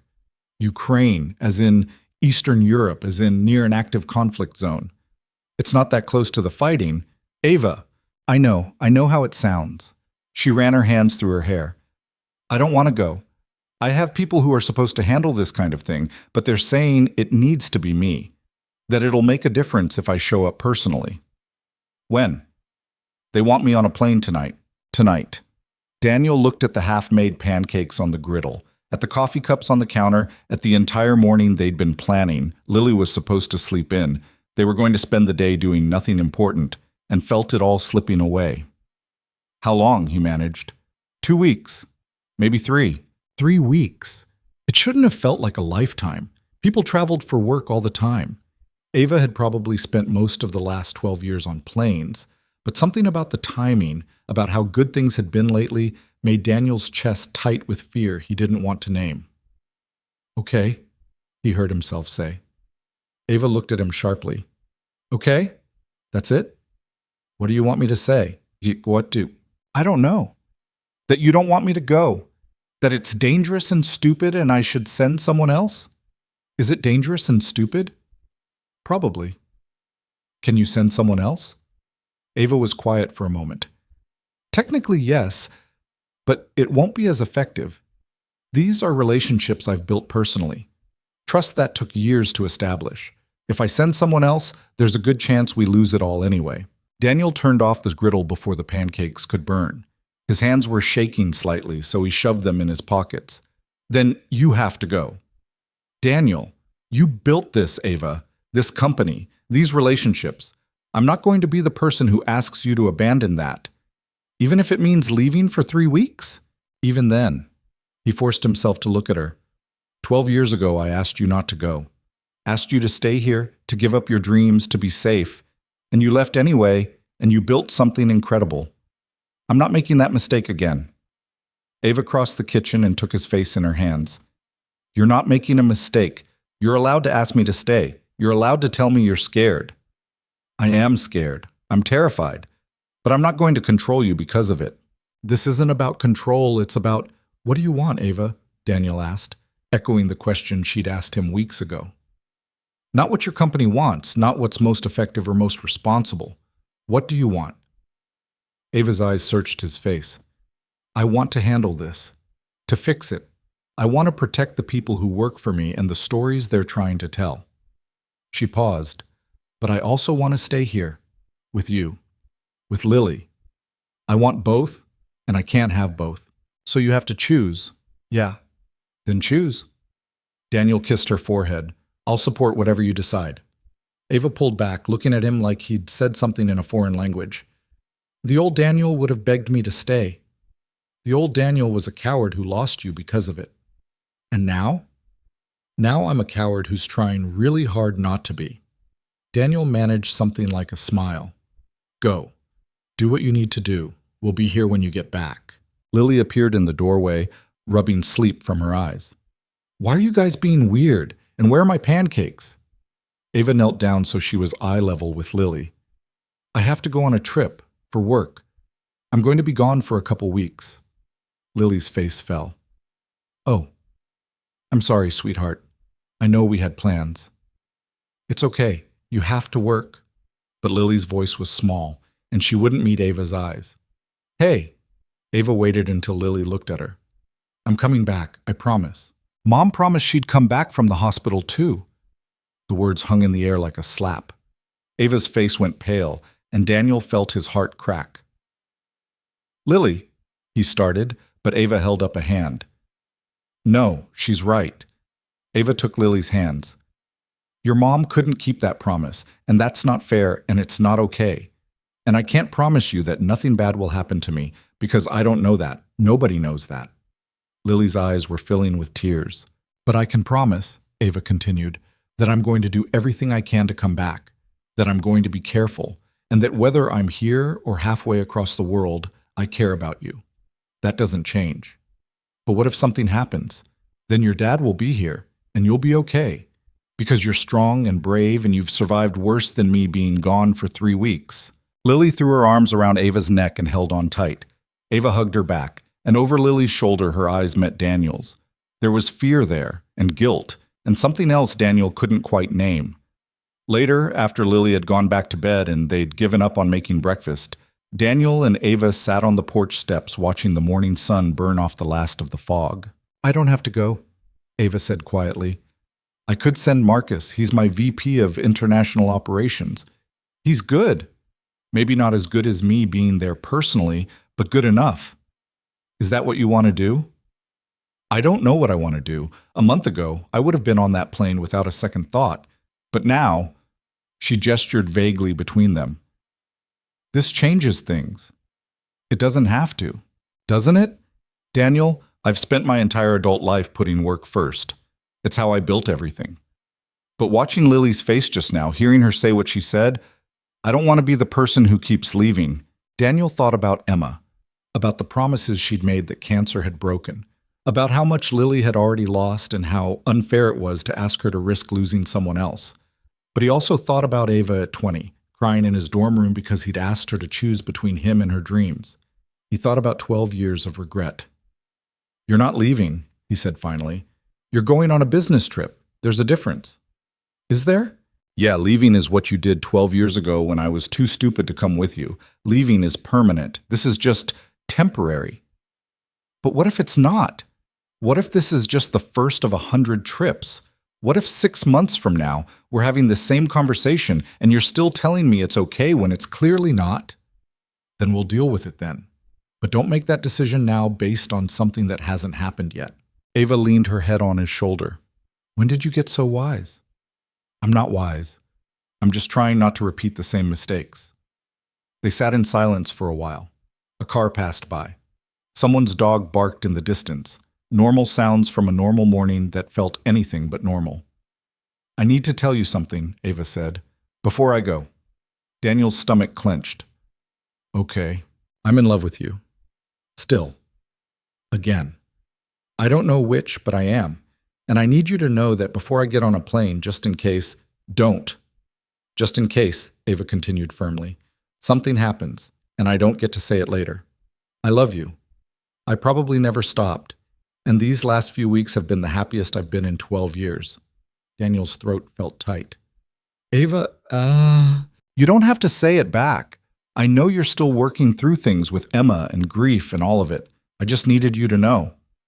But Daniel was already shaking his head. I love you too. I'm terrified of it, and I don't know if I'm ready, and I feel guilty as hell, but I love you. Ava turned to look at him, her eyes bright with tears. Yeah? Yeah. She kissed him, and it tasted like coffee and salt and possibility. When they pulled apart, Ava was smiling even though she was crying. Come back, Daniel said. Please. We can figure out the rest later, but come back. I will. I promise. Later, Daniel would remember that promise, would hold on to it during the long weeks when Ava was gone, would repeat it to himself like a prayer when things got bad. But right now, sitting on his porch steps with the woman he loved, he let himself believe it. The rest of the day was chaos. Ava had to pack, had to call her team, had to brief people and delegate tasks and make arrangements. Daniel drove her to the airport that evening, Lily silent in the back seat, all of them pretending this was fine when it clearly wasn't. At the departure terminal, Ava hugged Lily first. I'll video call every day, okay? And I'll bring you back something cool. I don't want something cool. I want you to come back. I will, I promise. Then Ava turned to Daniel. Take care of her. Always. And take care of yourself. I'll try. Ava kissed him, not caring that they were in public, not caring that Lily was watching and making fake gagging sounds. When she pulled back, she pressed something into his hand. "What's this?" Daniel looked down at a small piece of paper with a phone number written on it. "My personal cell. Not the business one, the one only 5 people have. You need me, you call that number. Anytime, any reason. Ava, I can't. Yes, you can, and you will. Promise me." "I promise." One more kiss, and then Ava was walking away, her carry-on bag over her shoulder, disappearing into the crowd of travelers. Daniel and Lily stood there until they couldn't see her anymore, then stood there a little longer, just in case. On the drive home, Lily said, "She's coming back, right?" "Yeah, kiddo, she's coming back." "You're sure?" "I'm sure." Daniel wasn't sure. Not really. But Lily needed him to be, so he was. The first week without Ava was harder than Daniel expected. The house felt emptier even though Ava hadn't technically been living there. He kept expecting her to show up on Saturday morning with coffee, kept pulling out 3 plates at dinner before remembering it was just him and Lily. True to her word, Ava video called every day, sometimes multiple times. She'd be in her hotel room at midnight her time, exhausted but smiling, asking about Lily's day, about Daniel's work, about nothing important because the important thing was just hearing each other's voices. The situation in Ukraine was complicated. There were meetings with government officials, negotiations with lawyers, press conferences where Ava had to defend her journalists while simultaneously not making things worse. She looked tired in the video calls, stress lines appearing around her eyes that hadn't been there before. "How bad is it?" Daniel asked one night after Lily had gone to bed. "It's manageable. We're making progress." But Ava's smile didn't reach her eyes. "That's not an answer." "I know."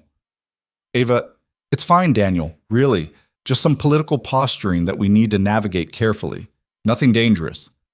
But Daniel had spent enough time with Ava now to know when she was lying, or at least not telling the whole truth. The second week was worse. The video calls became less frequent. When Ava did call, she looked exhausted, distracted. The situation was escalating. Daniel didn't understand all the details, but he understood enough to know that Ava was in over her head.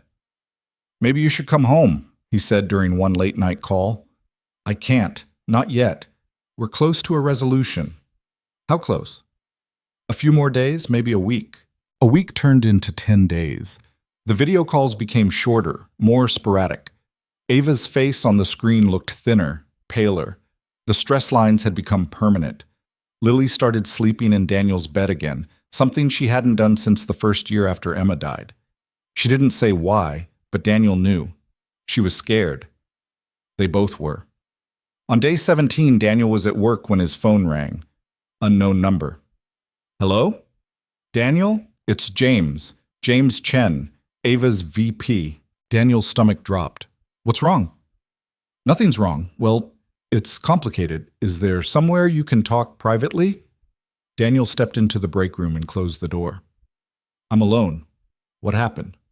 "There was an incident at one of our offices. An explosion. Is Ava okay?" Daniel's voice came out sharper than he intended. "We think so, but we can't reach her. She was supposed to check in 3 hours ago and she hasn't. Her security detail hasn't reported in either." The world tilted sideways. Daniel gripped the edge of the table to steady himself. "What do you mean you can't reach her?" "Communications in that area are spotty. It could be nothing. Could be that the cell towers are down or her phone died or she's in a meeting and can't answer. But given the explosion, where is she?" "I can't tell you that. Company policy?" "James, where the hell is my girlfriend?" There was a pause. Then James said quietly, "Kiev. She's in Kiev, or she was 3 hours ago." Daniel closed his eyes. Kiev. Ava was in Kiev, where there were active threats, active conflict, where an explosion had just happened. "What do I do?" Daniel asked. "Wait. That's all any of us can do right now. Our security team is working on locating her. I'll call you the second we hear anything." "How long?" "I don't know. Could be an hour, could be longer. But Daniel, she's tough. And she's smart. She'll be okay." James hung up, and Daniel stood alone in the break room, his phone still pressed to his ear, the dial tone screaming in his head. He made it through the rest of his shift on autopilot. Told his manager he needed to leave early, picked up Lily from school, drove home in silence while his brain spiraled through every worst-case scenario it could imagine. At home, Lily took one look at his face and said, "What happened?" "Nothing. Everything's fine." "Dad, you look like you're going to throw up." "What happened?" Daniel sat down on the couch before his legs could give out. "There was an incident where Ava is, an explosion at one of her offices. They can't reach her right now." Lily went pale. "Is she—" "They don't know. They're trying to find her. It could be nothing. Could just be that her phone's not working. But it could be something." "Yeah, it could be something." Lily sat down next to him, and they stayed like that for a long time, not talking, both of them staring at Daniel's phone on the coffee table like they could will it to ring. An hour passed. Then 2. Daniel tried Ava's personal cell and got voicemail. Tried it again, and again, and again. Lily made them dinner, but neither of them could eat. They turned on the TV to find news about Ukraine, but everything was vague reports and speculation that made Daniel feel worse instead of better. At 8 p.m., Lily fell asleep on the couch, her head in Daniel's lap. He stroked her hair and tried not to think about all the ways this could go wrong. Tried not to think about losing someone else he loved. Tried not to think about having to explain to Lily that Ava wasn't coming back after all. At 9 p.m., his phone rang.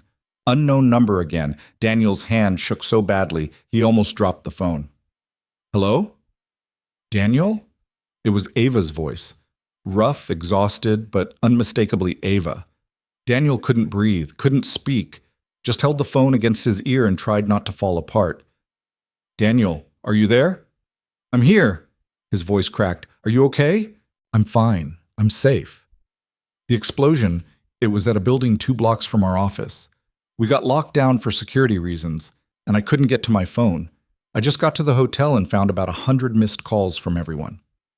We thought—" Daniel stopped, unable to finish the sentence. "I know. I'm sorry. I'm so sorry." Daniel looked down at Lily, still sleeping in his lap. At his daughter, who'd already lost one person she loved and had been terrified she was about to lose another. Something in him shifted, settled, became certain. "Come home," he said. "What?" "Come home, Ava. Now, tonight. Get on a plane and come home." "Daniel, I can't just—" "Yes, you can. Send James or Marcus or whoever. This isn't worth your life." "But the journalists, the office, will be fine, or they won't. But you being there isn't worth dying for." Ava was quiet for a long moment. Then she said, "You sound different." "I am different. I spent the last 4 hours thinking you were dead. Thinking I'd wasted the last few weeks being careful and scared instead of just—" He stopped, emotion clogging his throat. "I don't want to be careful anymore. I don't want to wait for the right time. I just want you here. Daniel, marry me." The words came out before Daniel had consciously decided to say them. But once they were out there, hanging in the air between Connecticut and Kyiv, he realized he meant them. "What?" Ava's voice was barely a whisper. "Marry me. Not someday, not when things are perfect, or when I have my grief all figured out. Now, soon as you get back." "Are you serious?" "Completely. You're proposing to me over the phone while I'm standing in a hotel room in Ukraine, covered in dust from an explosion that happened 2 blocks away?" "Yeah, I am. Is that a problem?" Ava laughed. Actually, laughed. The sound wet with tears. "That's the most romantic and least romantic thing anyone's ever done." "Is that a yes?" "I haven't said yes yet." "But are you going to?" "Are you sure? Really sure? Because this is fast and kind of crazy, and—" "Ava, I lost 12 years with you because I was too scared to take a risk. Then I lost my wife because life is short and unpredictable and nothing is guaranteed. I'm not wasting any more time. So yes, I'm sure. Are you?" Silence on the other end of the line. Daniel could hear Ava breathing, could almost see her in his mind, standing in some hotel room halfway across the world, trying to decide if he was serious. "Yes?" she said finally. "Yes, I'll marry you." Relief flooded through Daniel so intensely he felt lightheaded. "Yeah?" "Yeah, but I have a condition." "What?" "Lily, we do this together, all 3 of us, or we don't do it at all. She has to be okay with it. Actually okay, not just going along with it because she thinks she has to." Daniel looked down at his daughter, still asleep, her face peaceful in a way it hadn't been for weeks. "I'll talk to her. When you get home." "When I get home," Ava echoed, "which will be soon. I'm booking a flight right now." "Good. I love you." "I love you too. Now get on a plane before I lose my mind completely." Ava laughed again, and Daniel held on to the sound like a lifeline. After they hung up, Daniel sat in the dark living room, his daughter asleep in his lap, and let himself feel it, the fear, the relief, the hope, all of it mixing together into something too big to name. He'd just proposed, over the phone, to a woman he'd known for 12 years but had only been dating for 2 months. It was impulsive and reckless, and probably stupid. It also felt like the first completely right decision he'd made in years. Lily stirred, blinking up at him sleepily. "Did the phone ring?" "Yeah, kiddo, it was Ava. She's okay." Lily sat up quickly. "Really? She's not hurt?" "Really, she's fine, and she's coming home." Lily threw her arms around him, and Daniel held her tight, breathing in the smell of her shampoo, grateful beyond words that he got to have this moment, that they both did. "Dad?" Lily's voice was muffled against his shoulder. "Yeah? I was really scared." "Me too." "I don't want to be scared like that again." Daniel thought about the ring he didn't have yet, about the conversation he needed to have with his daughter, about the massive decision he'd just made without consulting her first. "Can I ask you something?" he said. "Sure." "How would you feel if Ava stayed? Not just visiting, actually stayed, like moved in, became part of our family?" Lily pulled back to look at him. "Are you asking if you can marry her?" "How did you pick—" "Dad, I'm 11, not stupid. You guys have been making googly eyes at each other for weeks. Plus, you just proposed on the phone. I heard you." "You were asleep." "I was fake sleeping. There's a difference." Despite everything, Daniel smiled. "So what do you think?" Lily was quiet for a moment, actually considering it. Then she said, "Does she make you happy?" "Yeah, she does. And she's nice to me. Not fake nice, actually nice. She is. And she makes really good pancakes. The best." Lily nodded slowly. "Then okay. But she has to know she's not replacing Mom. Nobody replaces Mom. She knows that, I promise. And I get to help plan the wedding. Deal. And if she ever leaves again and makes us worry like that, I'm going to be really mad. I'll make sure she knows." Lily hugged him again. "Then yes, you can marry her, but you have to do it right this time, not over the phone." "I will. As soon as she gets back." 2 days later, Daniel and Lily stood in the airport arrivals area, both of them nervous, both of them trying to pretend they weren't. It was late. Ava's flight had been delayed 3 times, and the terminal was mostly empty except for a few other people waiting for loved ones. When Ava finally appeared through the doors, she looked exhausted. Her clothes were wrinkled, her hair was a mess, and she had dark circles under her eyes. She was the most beautiful thing Daniel had ever seen. Lily ran to her first, and Ava dropped her bag to catch her, holding on like she'd never let go. Over Lily's head, her eyes found Daniel's. He walked over slowly, giving them their moment. When he reached them, Ava pulled him into the hug too, and they stood there in the middle of the airport like that, the 3 of them holding on to each other. Finally, Ava pulled back enough to look at Daniel. "Hi." "Hi." "So, about that proposal." Daniel glanced at Lily, who nodded encouragingly. Then he dropped to one knee right there in the airport. He didn't have a ring, didn't have a speech prepared, but he took Ava's hand and said, "I know we're doing this backwards. I know it's too fast and probably crazy, but I love you, and I want to build a life with you, with both of you. So will you marry me? For real this time, not over the phone?" Ava was crying, smiling, laughing all at once. "You're doing this in an airport. Is that a problem?" "No, it's perfect." She pulled him up and kissed him. "Yes. My answer is yes." Lily cheered, and a few other people in the terminal started clapping, and Daniel felt something he hadn't felt in years. Hope. Real, genuine hope for a future that looked nothing like what he'd planned, but somehow felt exactly right. They walked out of the airport together, and Daniel knew there were still hard conversations ahead. Logistics to figure out, grief to process, a wedding to plan, and a life to build, and 1,000 complications they hadn't even thought of yet. But right now, walking through the parking lot with Lily between them and Ava's hand in his, Daniel let himself just be happy. And that was enough. The problem with grand romantic gestures, Daniel discovered, was that you still had to wake up the next morning and figure out what the hell you'd actually done. He woke up at 6 a.m. to find Ava asleep on his couch, still in her clothes from the airport, her shoes kicked off onto the floor.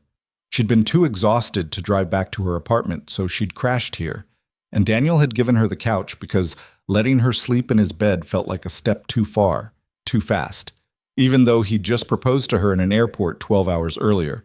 The absurdity of that thought wasn't lost on him. Lily appeared in the doorway, already dressed for school. Is she going to live here now? I don't know. We haven't talked about it. You proposed to her, but you haven't talked about where she's going to live? It happened kind of fast. No kidding. Lily grabbed a granola bar from the kitchen. Are you freaking out? Daniel looked at Ava, at the way her hair had fallen across her face, at the stress lines that were still visible even in sleep. Weirdly, no. That's progress. When did you become the parent in this relationship? When you started acting like a teenager. Lily kissed his cheek. I'm walking to school with Madison. See you later. Wait, we haven't talked about... But Lily was already gone, the front door closing behind her with a soft click. Daniel stood in the kitchen, coffee in hand, watching Ava sleep and trying to process the fact that this was his life now. He was engaged to a billionaire who was currently drooling slightly onto his couch cushion. The drooling part made him feel better somehow, more real. Ava woke up around 8, blinking groggily at the unfamiliar ceiling. Where? Oh, right, your house. Morning. What time is it? 8. You slept about 6 hours. That's the most sleep I've gotten in 3 weeks. Ava sat up, wincing. Your couch is terrible. I know. I got it at Goodwill in 2019.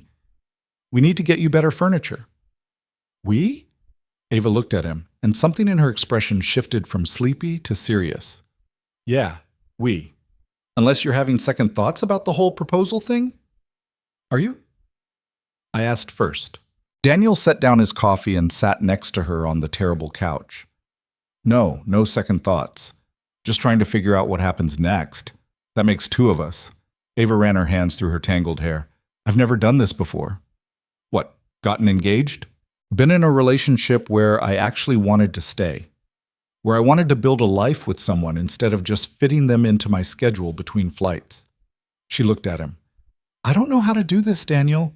The normal thing, the staying in one place thing. I don't know how to date a billionaire who runs a media empire, so I guess we're both figuring it out. Do you want me to move in? The question was so direct it caught Daniel off guard. What? My lease is up next month. I could renew it, or I could move in here, with you and Lily. But I need to know if that's something you actually want, or if I'm moving too fast. Daniel thought about it. Really thought about it. About what it would mean to have Ava here all the time, not just visiting. About sharing his space, his life, his daughter. About mornings like this one becoming routine instead of special. About Emma's clothes still in boxes in the attic because he hadn't been able to throw them away. I want you to move in, he said slowly, but I need time to make space for you, literally and figuratively. This house, it's full of Emma, her things, her memories, and I can't just erase that. I would never ask you to. I know. But I need to figure out how to honor her while also moving forward with you. And I don't know how long that's going to take. Ava took his hand. Then we take the time we need. I can renew the lease month to month. No pressure. You're being very understanding about this. I'm being selfish, actually. I want this to work.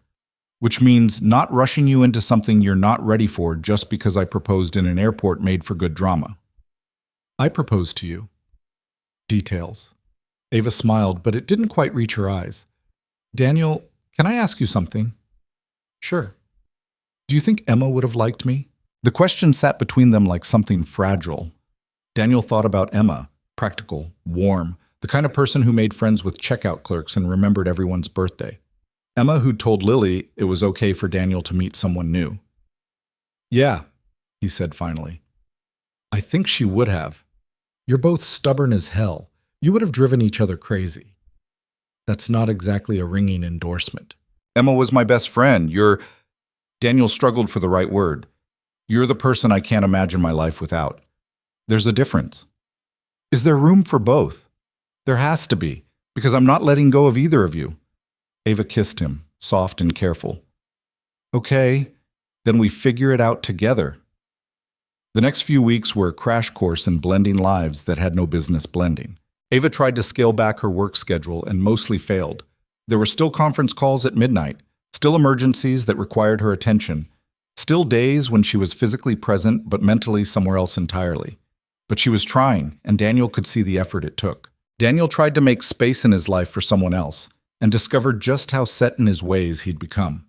He had routines, specific routines that had kept him functional for 3 years, and Ava's presence disrupted all of them. She rearranged his kitchen cabinets to make more sense. She bought new towels because his were threadbare. She existed loudly in spaces Daniel had gotten used to keeping quiet. It should have been annoying. Sometimes it was annoying, but mostly it was just life, messy and complicated and real. The hard conversation came 3 weeks after the airport proposal, on a Saturday afternoon when Lily was at a friend's house and Daniel was finally ready to tackle the boxes in the attic. Ava found him sitting on the attic floor surrounded by Emma's things: photo albums, clothes, books, jewelry, a whole life packed into cardboard boxes. "You okay?" she asked from the doorway. "Not really." Daniel held up a sweater, pale blue, Emma's favorite. "I don't know what to do with this stuff." "You don't have to do anything with it. I do if I want you to move in. I can't expect you to live in a shrine to my dead wife." Ava came and sat next to him on the dusty floor. "It's not a shrine. It's memory. There's a difference." "Is there?" "Yeah, a shrine is about preservation, about keeping everything exactly as it was because you're afraid of losing it. Memory is about honoring what was while still living in what is." She picked up a photo album and opened it carefully. "Tell me about her." So Daniel did. He told her about Emma's terrible sense of direction, how she'd get lost going to the same grocery store they'd been going to for years, about how she'd sung off-key in the shower every morning and refused to admit she couldn't carry a tune, about how she'd cried during every Pixar movie, even the ones that weren't sad. He told her about the cancer, about watching Emma waste away, about the day he'd had to explain to 8-year-old Lily that Mommy wasn't coming home from the hospital. And Ava listened, didn't try to fix anything, didn't offer platitudes, just sat with him in the attic, surrounded by the physical evidence of a life that had ended too soon. "What are you going to do with her things?" Ava asked finally. "I don't know. Keep some, donate some.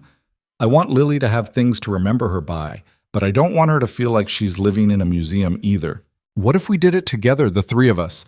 Let Lily pick what she wants to keep, donate what feels right, and find a way to honor Emma that doesn't mean freezing everything in place." Daniel looked at her. "You'd be okay with that? Going through my dead wife's things?" "I'd be honored to. Emma was important to you and Lily. That makes her important to me." Something in Daniel's chest loosened. "Thank you." "For what?" "For not being threatened by her. For understanding that loving her doesn't mean I love you less." Ava smiled. "Love isn't pie, Daniel. Having one person doesn't mean there's less for someone else." They spent the rest of the afternoon sorting through boxes. Ava was surprisingly good at it, knowing when to ask questions and when to just sit quietly, when to make Daniel laugh, and when to let him cry. By the time Lily came home, they'd made 3 piles: keep, donate, and undecided. Lily stood in the attic doorway, looking at the boxes. "Are you getting rid of Mom's stuff?" "Some of it," Daniel said, "but we want your input. You should get to keep whatever's important to you." Lily walked slowly into the attic, her eyes moving over the piles. She picked up a scarf, red silk. Emma had worn it constantly, and held it to her face. "Can I keep this?" "Of course." "And her jewelry box? She always said I could have it when I was older." "Absolutely." Lily sat down on the floor with them and started going through the boxes. For the next hour, the 3 of them sorted memories, telling stories, sometimes laughing, sometimes crying. Ava never tried to insert herself into the stories, never tried to make it about her. She just listened and helped and existed in the space with them in a way that felt right. At one point, Lily held up a photo of Emma and Daniel from their wedding. "Do you still love her?" Daniel looked at his daughter, at her serious 11-year-old face, trying to understand something impossibly complicated. Yeah, I always will. But you love Ava too. Yeah. How does that work? Honestly, I'm still figuring it out, but I think it's okay to love more than one person. Not in the same way, but both real. Lily looked at Ava. Do you mind? That he still loves my mom? No, Ava said simply. Your mom gave him you. How could I mind that? Lily seemed satisfied with that answer. She went back to sorting through boxes, pulling out things she wanted to keep. A cookbook, a collection of terrible romance novels, a ridiculous hat Emma had worn to every one of Lily's soccer games. By the time they finished, it was dark outside. The keep pile was smaller than Daniel had expected. The donate pile was larger. The undecided pile still existed, but that felt okay. Some things needed more time. I'm hungry, Lily announced. Can we order pizza? Sure. You call it in, I'll clean up here. After Lily clattered downstairs, Ava helped Daniel stack the boxes. You okay? I think so. That was hard, but good. She's a remarkable kid. She is. She's handling this whole thing better than I am. She's handling it differently. That doesn't mean it's not hard for her, too. Daniel looked at the woman he was going to marry, dusty and tired and still somehow beautiful, and felt grateful beyond words that she'd come back into his life. Move in with us, he said. Ava stopped stacking boxes. What? Move in. Not in a month. Now. Soon. I don't want to wait anymore. Are you sure? No, but I'm doing it anyway. Ava crossed the attic and kissed him. Okay, but I'm buying you a new couch. That one's terrible. Deal.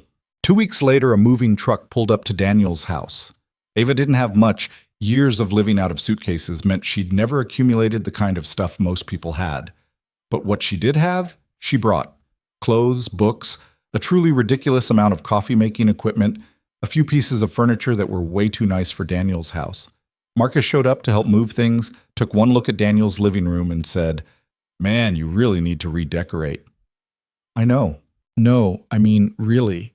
This looks like a college dorm. I've been busy. Busy for 3 years? Ava appeared carrying a box of books. Leave him alone. We're working on it. We? Marcus grinned.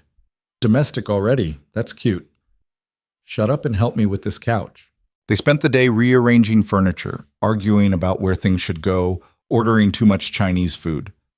Lily appointed herself interior design supervisor and had strong opinions about everything. By evening, the house looked different. Not better necessarily, just different, mixed, like two lives had started blending into one. After Marcus left and Lily went to bed, Daniel and Ava collapsed on the new couch, which was infinitely more comfortable than the old one, and surveyed the chaos. We forgot to talk about one thing, Ava said. What? The wedding. When? Where? How big? Daniel hadn't thought about it. Hadn't thought past the proposal, really. I don't know. What do you want? Something small. Just people we actually care about, not a media circus. You're a billionaire. It's going to be a media circus no matter what we do. Then we elope. Daniel looked at her. Are you serious? Why not? We could go somewhere, just the three of us. Make it about us instead of about the spectacle. Lily would kill me if she didn't get to help plan a wedding. Then we do something small here. Backyard, close friends, nothing fancy. What do you think? Daniel thought about big weddings, about his wedding to Emma, which had been small but still stressful, about everything that could go wrong when you tried to make something perfect. Yeah, he said. Small sounds good. When? Soon. I don't want to wait. How soon? 6 months? That's not soon, that's forever. Ava laughed. 3 months then. Spring. We could do it in your backyard, weather permitting. 3 months. Daniel felt something flutter in his chest that might have been panic or excitement or both. Okay, 3 months. You're sure? I proposed to you in an airport after thinking you were dead. I think we're past the point of being careful. But careful or not, the next 3 months were a blur of planning and adjustment and small disasters that felt enormous at the time. There was the night Ava had a work crisis at 2 a.m. and woke up the whole house with her pacing and phone calls. There was the morning Daniel snapped at her for rearranging his tools in the garage without asking. There was the day Lily had a meltdown about the wedding because it felt like they were replacing Emma, and it took both of them hours to convince her that wasn't what was happening.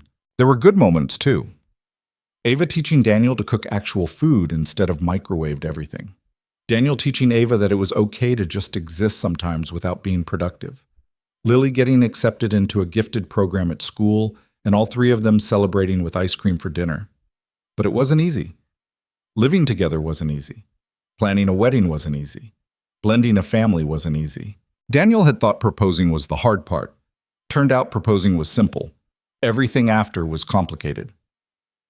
The fight happened 2 months before the wedding, on a Wednesday night after Lily had gone to bed. Ava had been on the phone all evening with her team in London, dealing with some acquisition that was apparently urgent. Daniel had asked her 3 times to help him figure out the seating chart for the wedding, and 3 times she'd waved him off. When she finally hung up at 11 p.m., Daniel was done. "We need to talk about this," he said. "About what?" "About work. About how much time you spend on it." Ava's expression shifted from tired to defensive. "I run a company, Daniel. That takes time." "I know, but you're not running it alone. You have people who can handle this stuff. Not everything can be delegated, but some things can. And you won't. You take on everything yourself like you're the only person who can do anything right. That's not fair." "Isn't it?" Daniel stood up, frustrated. "We're getting married in 2 months. I've been trying to plan this wedding, and you've been on the phone. Lily had a rough day at school, and you didn't notice because you were in a meeting. You moved in here, but half the time you're not actually present." "I'm trying." "Are you? Because from where I'm standing, it looks like you're doing exactly what you did 12 years ago, choosing work over everything else." The words hung in the air between them. Ava's face went pale. "That's not fair," she said quietly. "Maybe not, but it's true. I left my entire life in London to be here. I took the Hartford office so I could be close to you. I moved into your house. I'm planning a wedding. I'm trying to be present for Lily.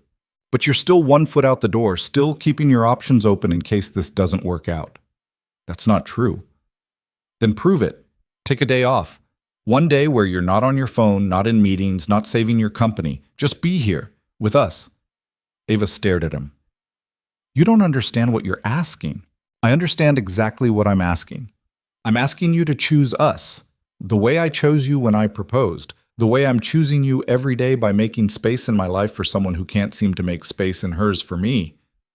I'm here, aren't I? I moved in. I'm marrying you. You're physically here, but emotionally, mentally, you're still halfway across the world trying to control everything from a distance." Ava's eyes were bright with tears. "This is who I am, Daniel. I built this company from nothing. I can't just turn that off." "I'm not asking you to turn it off. I'm asking you to share the load, to trust other people, to stop acting like the world will fall apart if you're not personally managing every crisis. You don't know what it's like." "You're right, I don't. I work at a hardware store and drive a 12-year-old Honda, and my biggest accomplishment is keeping my daughter alive and mostly functional.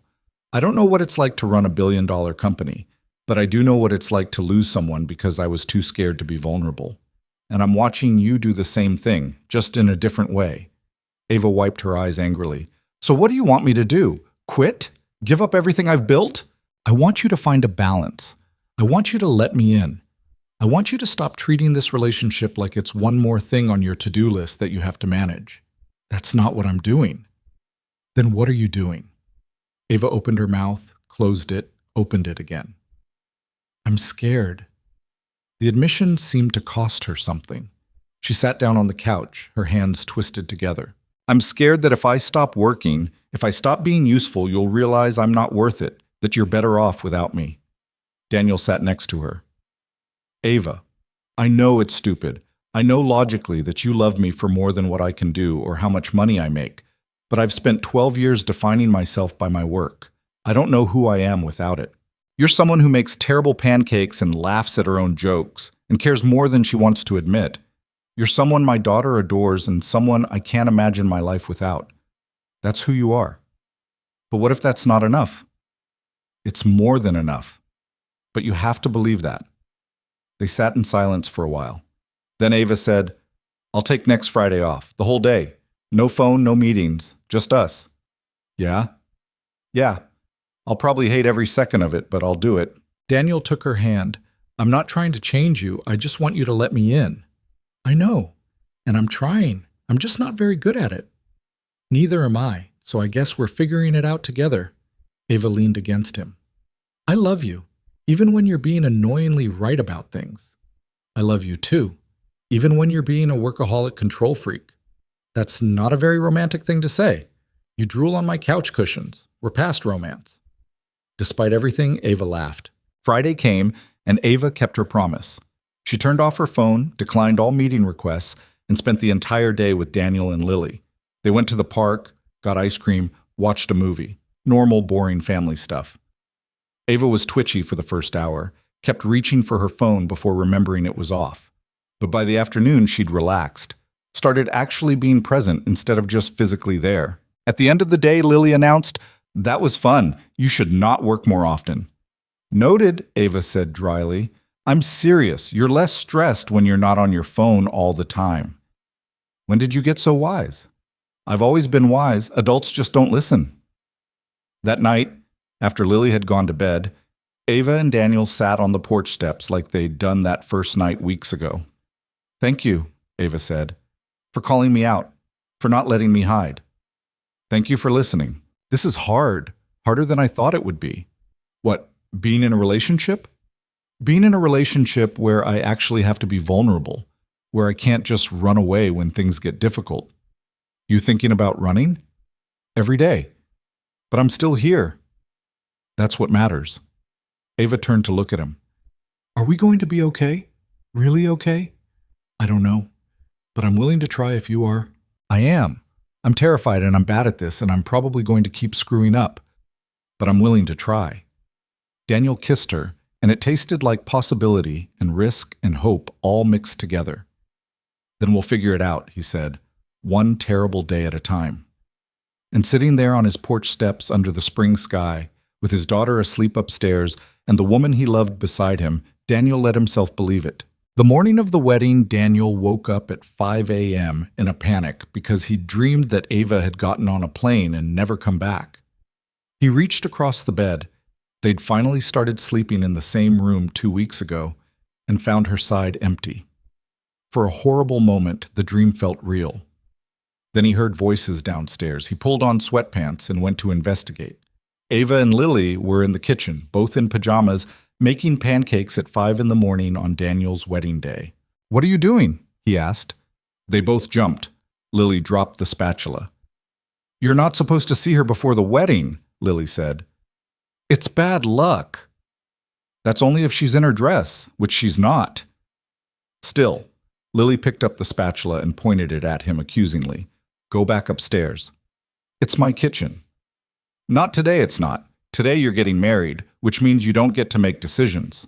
Ava was trying not to laugh. "She's been planning this wedding for 3 months. I think we should listen to her." Daniel looked at his daughter, 11 years old and completely in her element, flower on her nose, bossing around a billionaire like it was nothing, and felt his chest get tight. "You okay, Dad?" Lily asked, her expression shifting from bossy to concerned. "Yeah, just, you're growing up. Don't get weird on me. We have a wedding to execute." "Execute?" "Her word, not mine," Ava said. "I'm the wedding planner. That's what wedding planners say." Lily flipped a pancake with more confidence than the situation warranted. "Now go upstairs and get ready. Marcus is picking you up at 7 to take you to the venue." "The venue is our backyard." "Which you can't see until it's set up. Those are the rules." "Whose rules?" "My rules. Now go." Daniel looked at Ava, who shrugged. "I tried to argue with her earlier. It didn't work." So Daniel went back upstairs, showered, put on the suit Ava had insisted on buying him, even though he'd said his old one was fine. It was dark blue, fit perfectly, probably cost more than his car. He looked at himself in the mirror and barely recognized the person looking back. In 3 hours, he was getting married. The thought should have terrified him. Maybe it would have, 6 months ago. But now, standing in his bedroom while his daughter and his fiancée made pancakes downstairs, it just felt right. Marcus showed up at 7 sharp, took one look at Daniel, and whistled. "Looking good, man. Very respectable." "I feel like I'm playing dress-up." You're getting married to a billionaire in your backyard. The whole thing is kind of surreal. They drove to a coffee shop because apparently Daniel wasn't allowed to be at home while the wedding setup happened. Marcus bought him coffee and a breakfast sandwich he couldn't eat because his stomach was doing complicated things. You nervous? Marcus asked. Weirdly, no. I thought I would be. That's good. Means you're making the right choice. You think? Dude, I've seen you with her. You're different, better, less... Marcus searched for the word. Less stuck. Stuck? Yeah, like you were frozen in place for 3 years and she thawed you out. Marcus paused. That's a terrible metaphor, but you know what I mean. Daniel did know. He'd felt it himself, that sense of being able to move again, to want things again, to imagine a future that looked different from the past. Emma would have liked her, Daniel said suddenly. Marcus smiled. Yeah, I think she would have. They killed time until 9, when Lily texted, okay, you can come back now, but walk around to the front door with your eyes closed. I'm serious. Daniel walked up to his own house with his eyes closed like an idiot while Marcus guided him. He could hear voices in the backyard, people moving around, music playing softly. Okay, Lily said from somewhere nearby. You can open them. Daniel opened his eyes.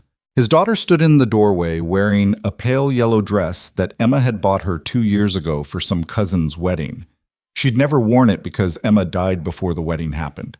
Now here she was, wearing it for Daniel's wedding, looking so much older than 11 that Daniel's throat closed up.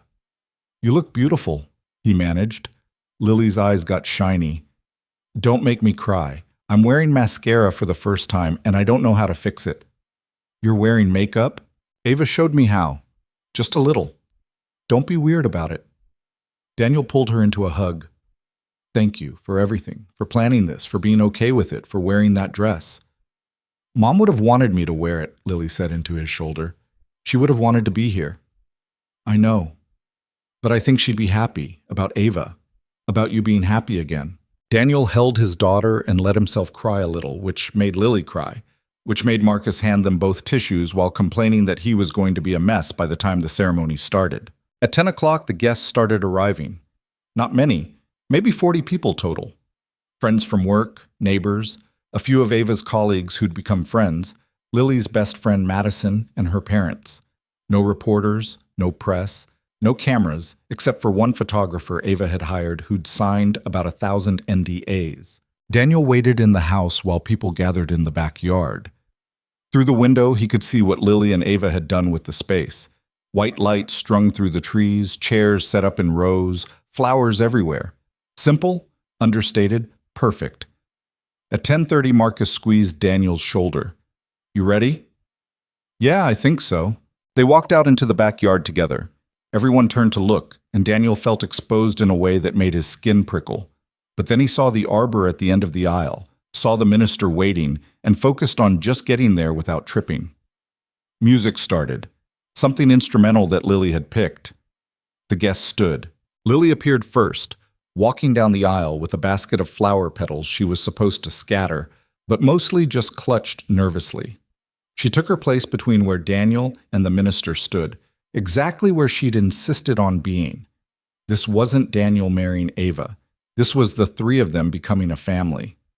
Then Ava appeared. She wasn't wearing white. The dress was pale blue, simple, elegant, nothing like the elaborate gown Daniel had expected. Her hair was down, loose around her shoulders. She wore the same small diamond earrings she'd been wearing the first day she'd shown up at his door. She looked terrified and happy and beautiful, and Daniel forgot how to breathe. Ava walked down the aisle alone, no father to give her away, which she'd said was outdated anyway. And when she reached Daniel, she was smiling. Hi, she whispered. Hi. The minister cleared his throat. Shall we begin? The ceremony was short. They'd written their own vows, which had seemed romantic when they'd decided to do it, and now felt impossibly vulnerable standing in front of 40 people. Daniel went first. He pulled out the note card he'd written and rewritten a dozen times, then looked at it and realized he didn't need it. 12 years ago, he said, I let you go because I was scared.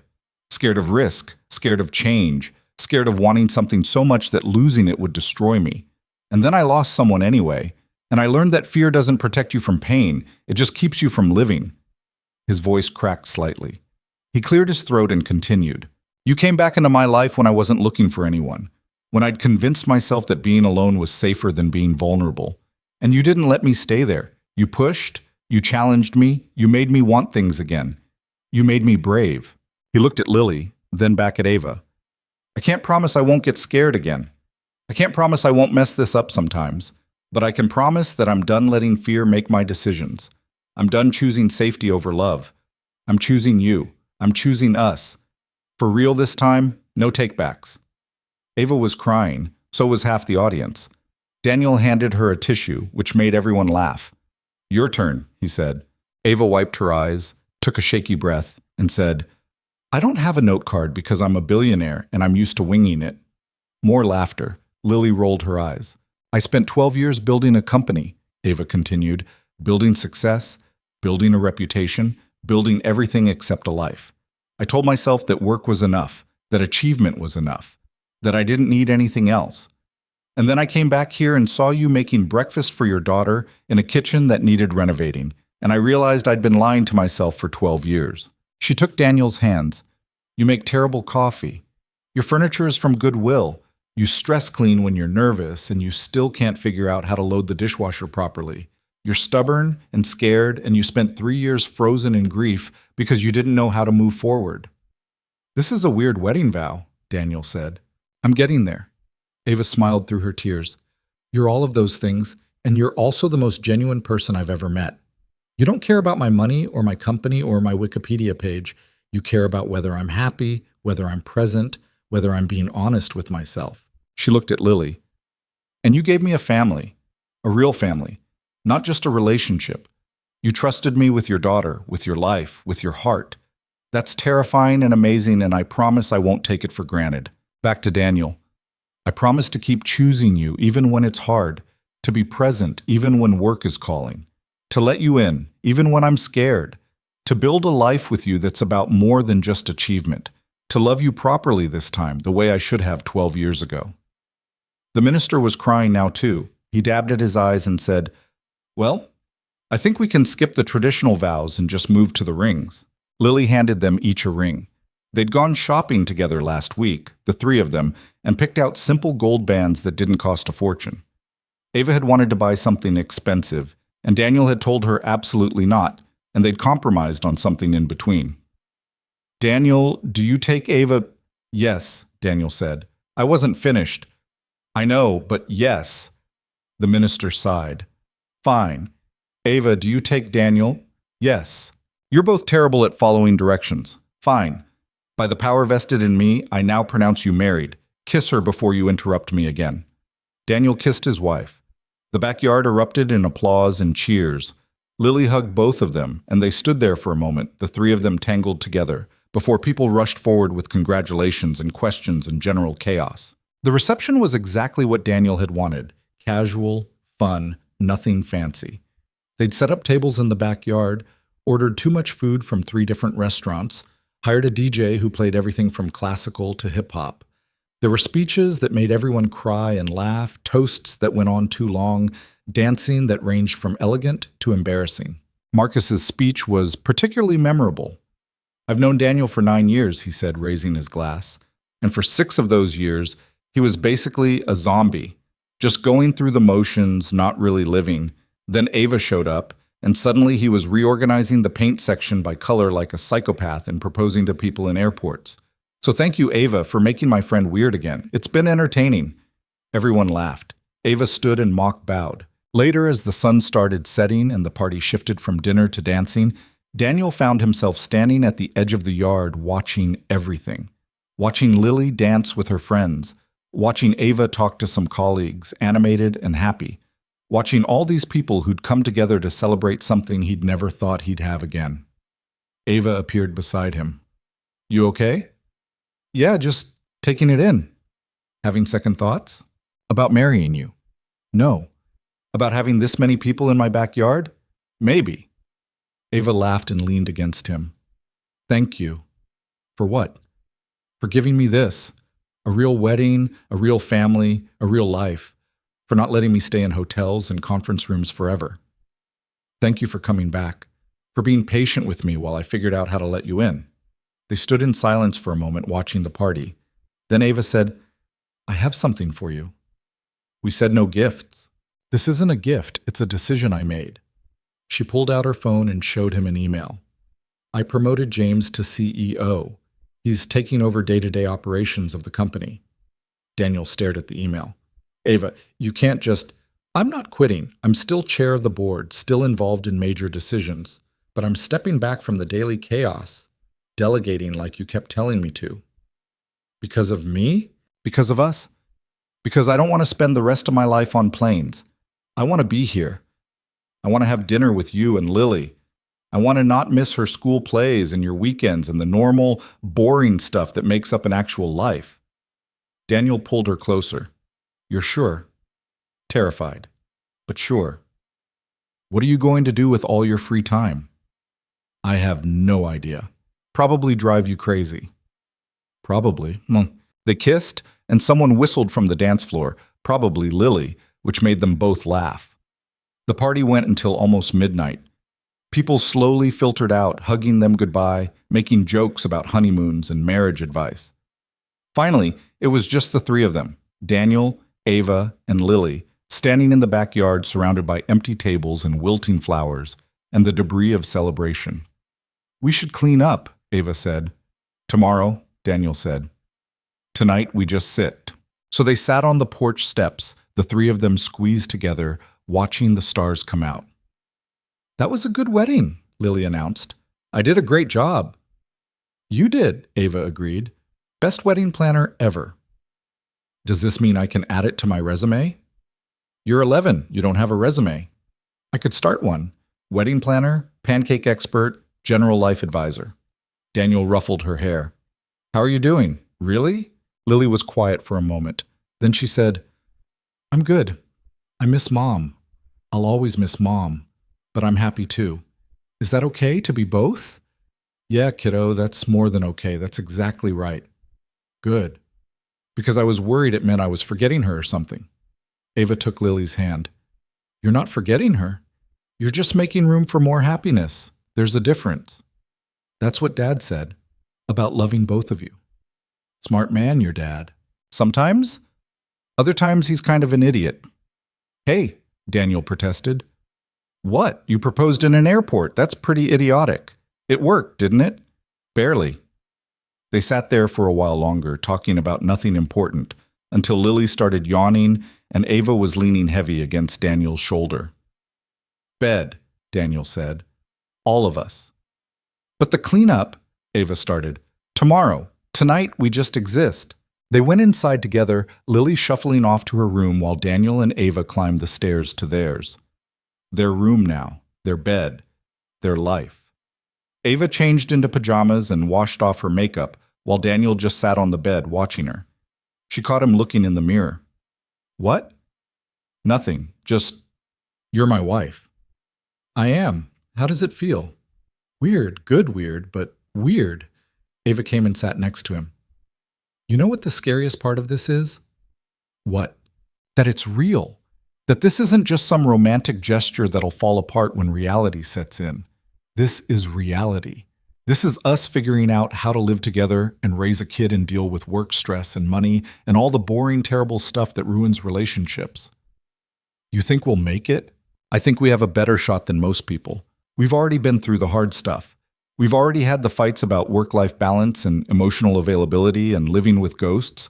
Most couples don't have those conversations until after they're married. So we're ahead of the curve.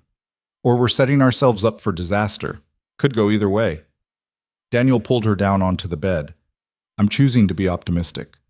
"Since when are you optimistic?"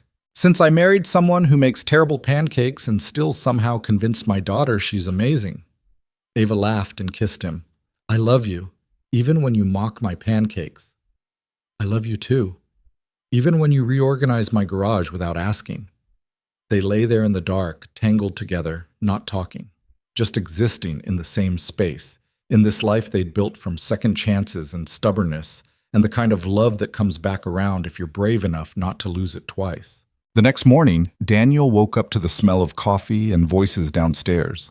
He pulled on clothes and went to investigate, expecting to find Ava and Lily making breakfast. Instead, he found Lily sitting at the kitchen table with photo albums spread out in front of her. Emma's albums, the ones they'd sorted through months ago. "You okay?" Daniel asked, sitting down next to her. "Yeah, I wanted to look at pictures of Mom. Is that weird? On the day after your wedding?" "Not weird. Not even a little bit." Lily flipped through pages. Emma at the hospital. Emma holding baby Lily. Emma and Daniel at their own small wedding. Emma sick, Emma healthy, Emma everywhere and nowhere. "I don't want to forget her," Lily said quietly. "You won't. But sometimes I can't remember her voice anymore, or the way she smelled, or exactly what her laugh sounded like." Daniel felt his chest tighten. "I know. That's the hardest part. Does it make me a bad person that I'm happy about you and Ava?" "No, it makes you human. You're allowed to miss Mom and be happy about Ava at the same time. Those feelings don't cancel each other out." Ava appeared in the doorway with coffee for all of them. She saw the photo albums and hesitated. "Should I?" "No, stay," Lily said. "I want to show you something." She flipped to a photo of Emma in the hospital, bald from chemo, holding Lily's hand. This was 2 weeks before she died. She called me over and made Dad leave the room because she wanted to talk to me alone. Daniel had never known that. She told me she was dying, that she wasn't going to get better, and she made me promise something. Lily looked at Ava. "She made me promise that when Dad met someone new, I'd give her a chance, that I wouldn't hate her just because she wasn't Mom." Ava's eyes were wet. "Lily, so I'm keeping that promise, and I think she'd like you.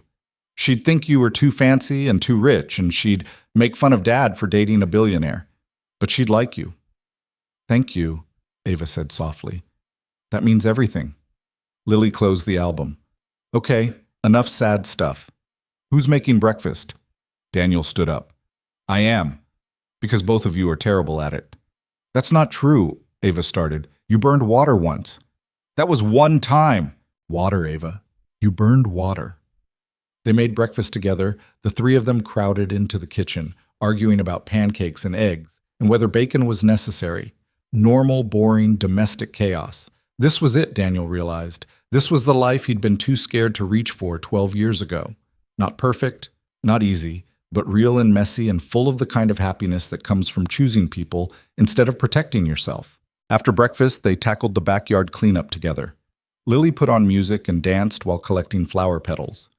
Ava took down lights while complaining about how Daniel had strung them too high. Daniel folded chairs and watched his wife and daughter work together like they'd been family for years instead of months. By afternoon, the backyard was back to normal. No evidence of the wedding except the flowers still in vases and the photos on Lily's phone that she'd already posted approximately 40 times to social media. They ordered pizza for dinner because nobody felt like cooking. Ate it in the living room watching a movie Lily picked. Fell asleep on the couch in a pile of blankets and pillows and exhaustion. Around 9, Daniel woke up to find Lily asleep on one side of him and Ava on the other. The movie was still playing. The pizza box was still open on the coffee table. Everything was ordinary and unremarkable. Everything was perfect. Daniel looked at the two people he loved most in the world and thought about all the ways this could have gone wrong. All the moments where he could have chosen fear over possibility. All the times Ava could have left. All the times Lily could have resented instead of accepted. But they'd chosen each other. Kept choosing each other. Even when it was hard. Even when it hurt. Even when it would have been easier to walk away. That was what love was, Daniel had learned. Not the big dramatic moments, though those mattered too, but the daily choice to stay. To work through fights and insecurities and fear. To build something together that was stronger than what either person could build alone. Ava stirred, blinking awake. "What time is it?" "Late. We should probably go to actual beds." "Probably." But she didn't move, just rested her head on his shoulder and said, "Do you believe in second chances?" Daniel thought about it. About 12 years lost and then found again. About Emma's death and Ava's return and Lily's resilience. About all the ways life had broken him and then, impossibly, put him back together in a different shape. "Yeah," he said, "I do. But I think you have to be brave enough to take them, and brave enough not to waste them once you have them." "Are we wasting this one?" "No, I don't think so." "Good. Ava kissed his cheek. Because I don't want to lose you again. I don't want to lose either of you. You won't. We're stuck with you now. Promise? Promise. Lily mumbled something in her sleep and burrowed deeper into the blankets. On the TV, the movie played on, unnoticed. Outside, the neighborhood was quiet, just the occasional car passing by. Daniel sat there with his family, this strange, imperfect, beautiful family he'd somehow found after losing everything, and let himself feel it. The gratitude, the fear, the hope, all of it mixing together into something too complicated to name. He thought about Emma and knew she'd be happy for him. Thought about the scared 20-year-old who'd let Ava go and forgave him for being young and stupid. Thought about the future and all the ways it could go wrong but chose to believe it would go right. And when Ava whispered, "I love you," Daniel whispered back, "I love you too," properly this time. Because that was the thing about second chances. They only worked if you learned from the first time. If you took the fear and the loss and the mistakes and used them to build something better instead of just repeating the same patterns. Daniel had spent 12 years running from risk. 3 years frozen in grief. But now, sitting on his terrible couch with his sleeping daughter and his wife, he was done running, done hiding, done choosing safety over living. This was his life now. Messy, complicated, imperfect, real. And it was more than enough. Outside, the stars came out one by one, lighting up the dark sky over Connecticut. Inside, 3 people who'd found each other against all odds slept peacefully, tangled together, building a future from the pieces of their past. And if you listened carefully in the quiet moments, you might almost hear Emma's voice, warm and approving, saying what she'd told Lily all those years ago in that hospital room. Give her a chance. Let yourself be happy. Love doesn't run out just because you share it with someone new. Daniel had learned that lesson the hard way, but he'd learned it, and he wasn't going to forget it again.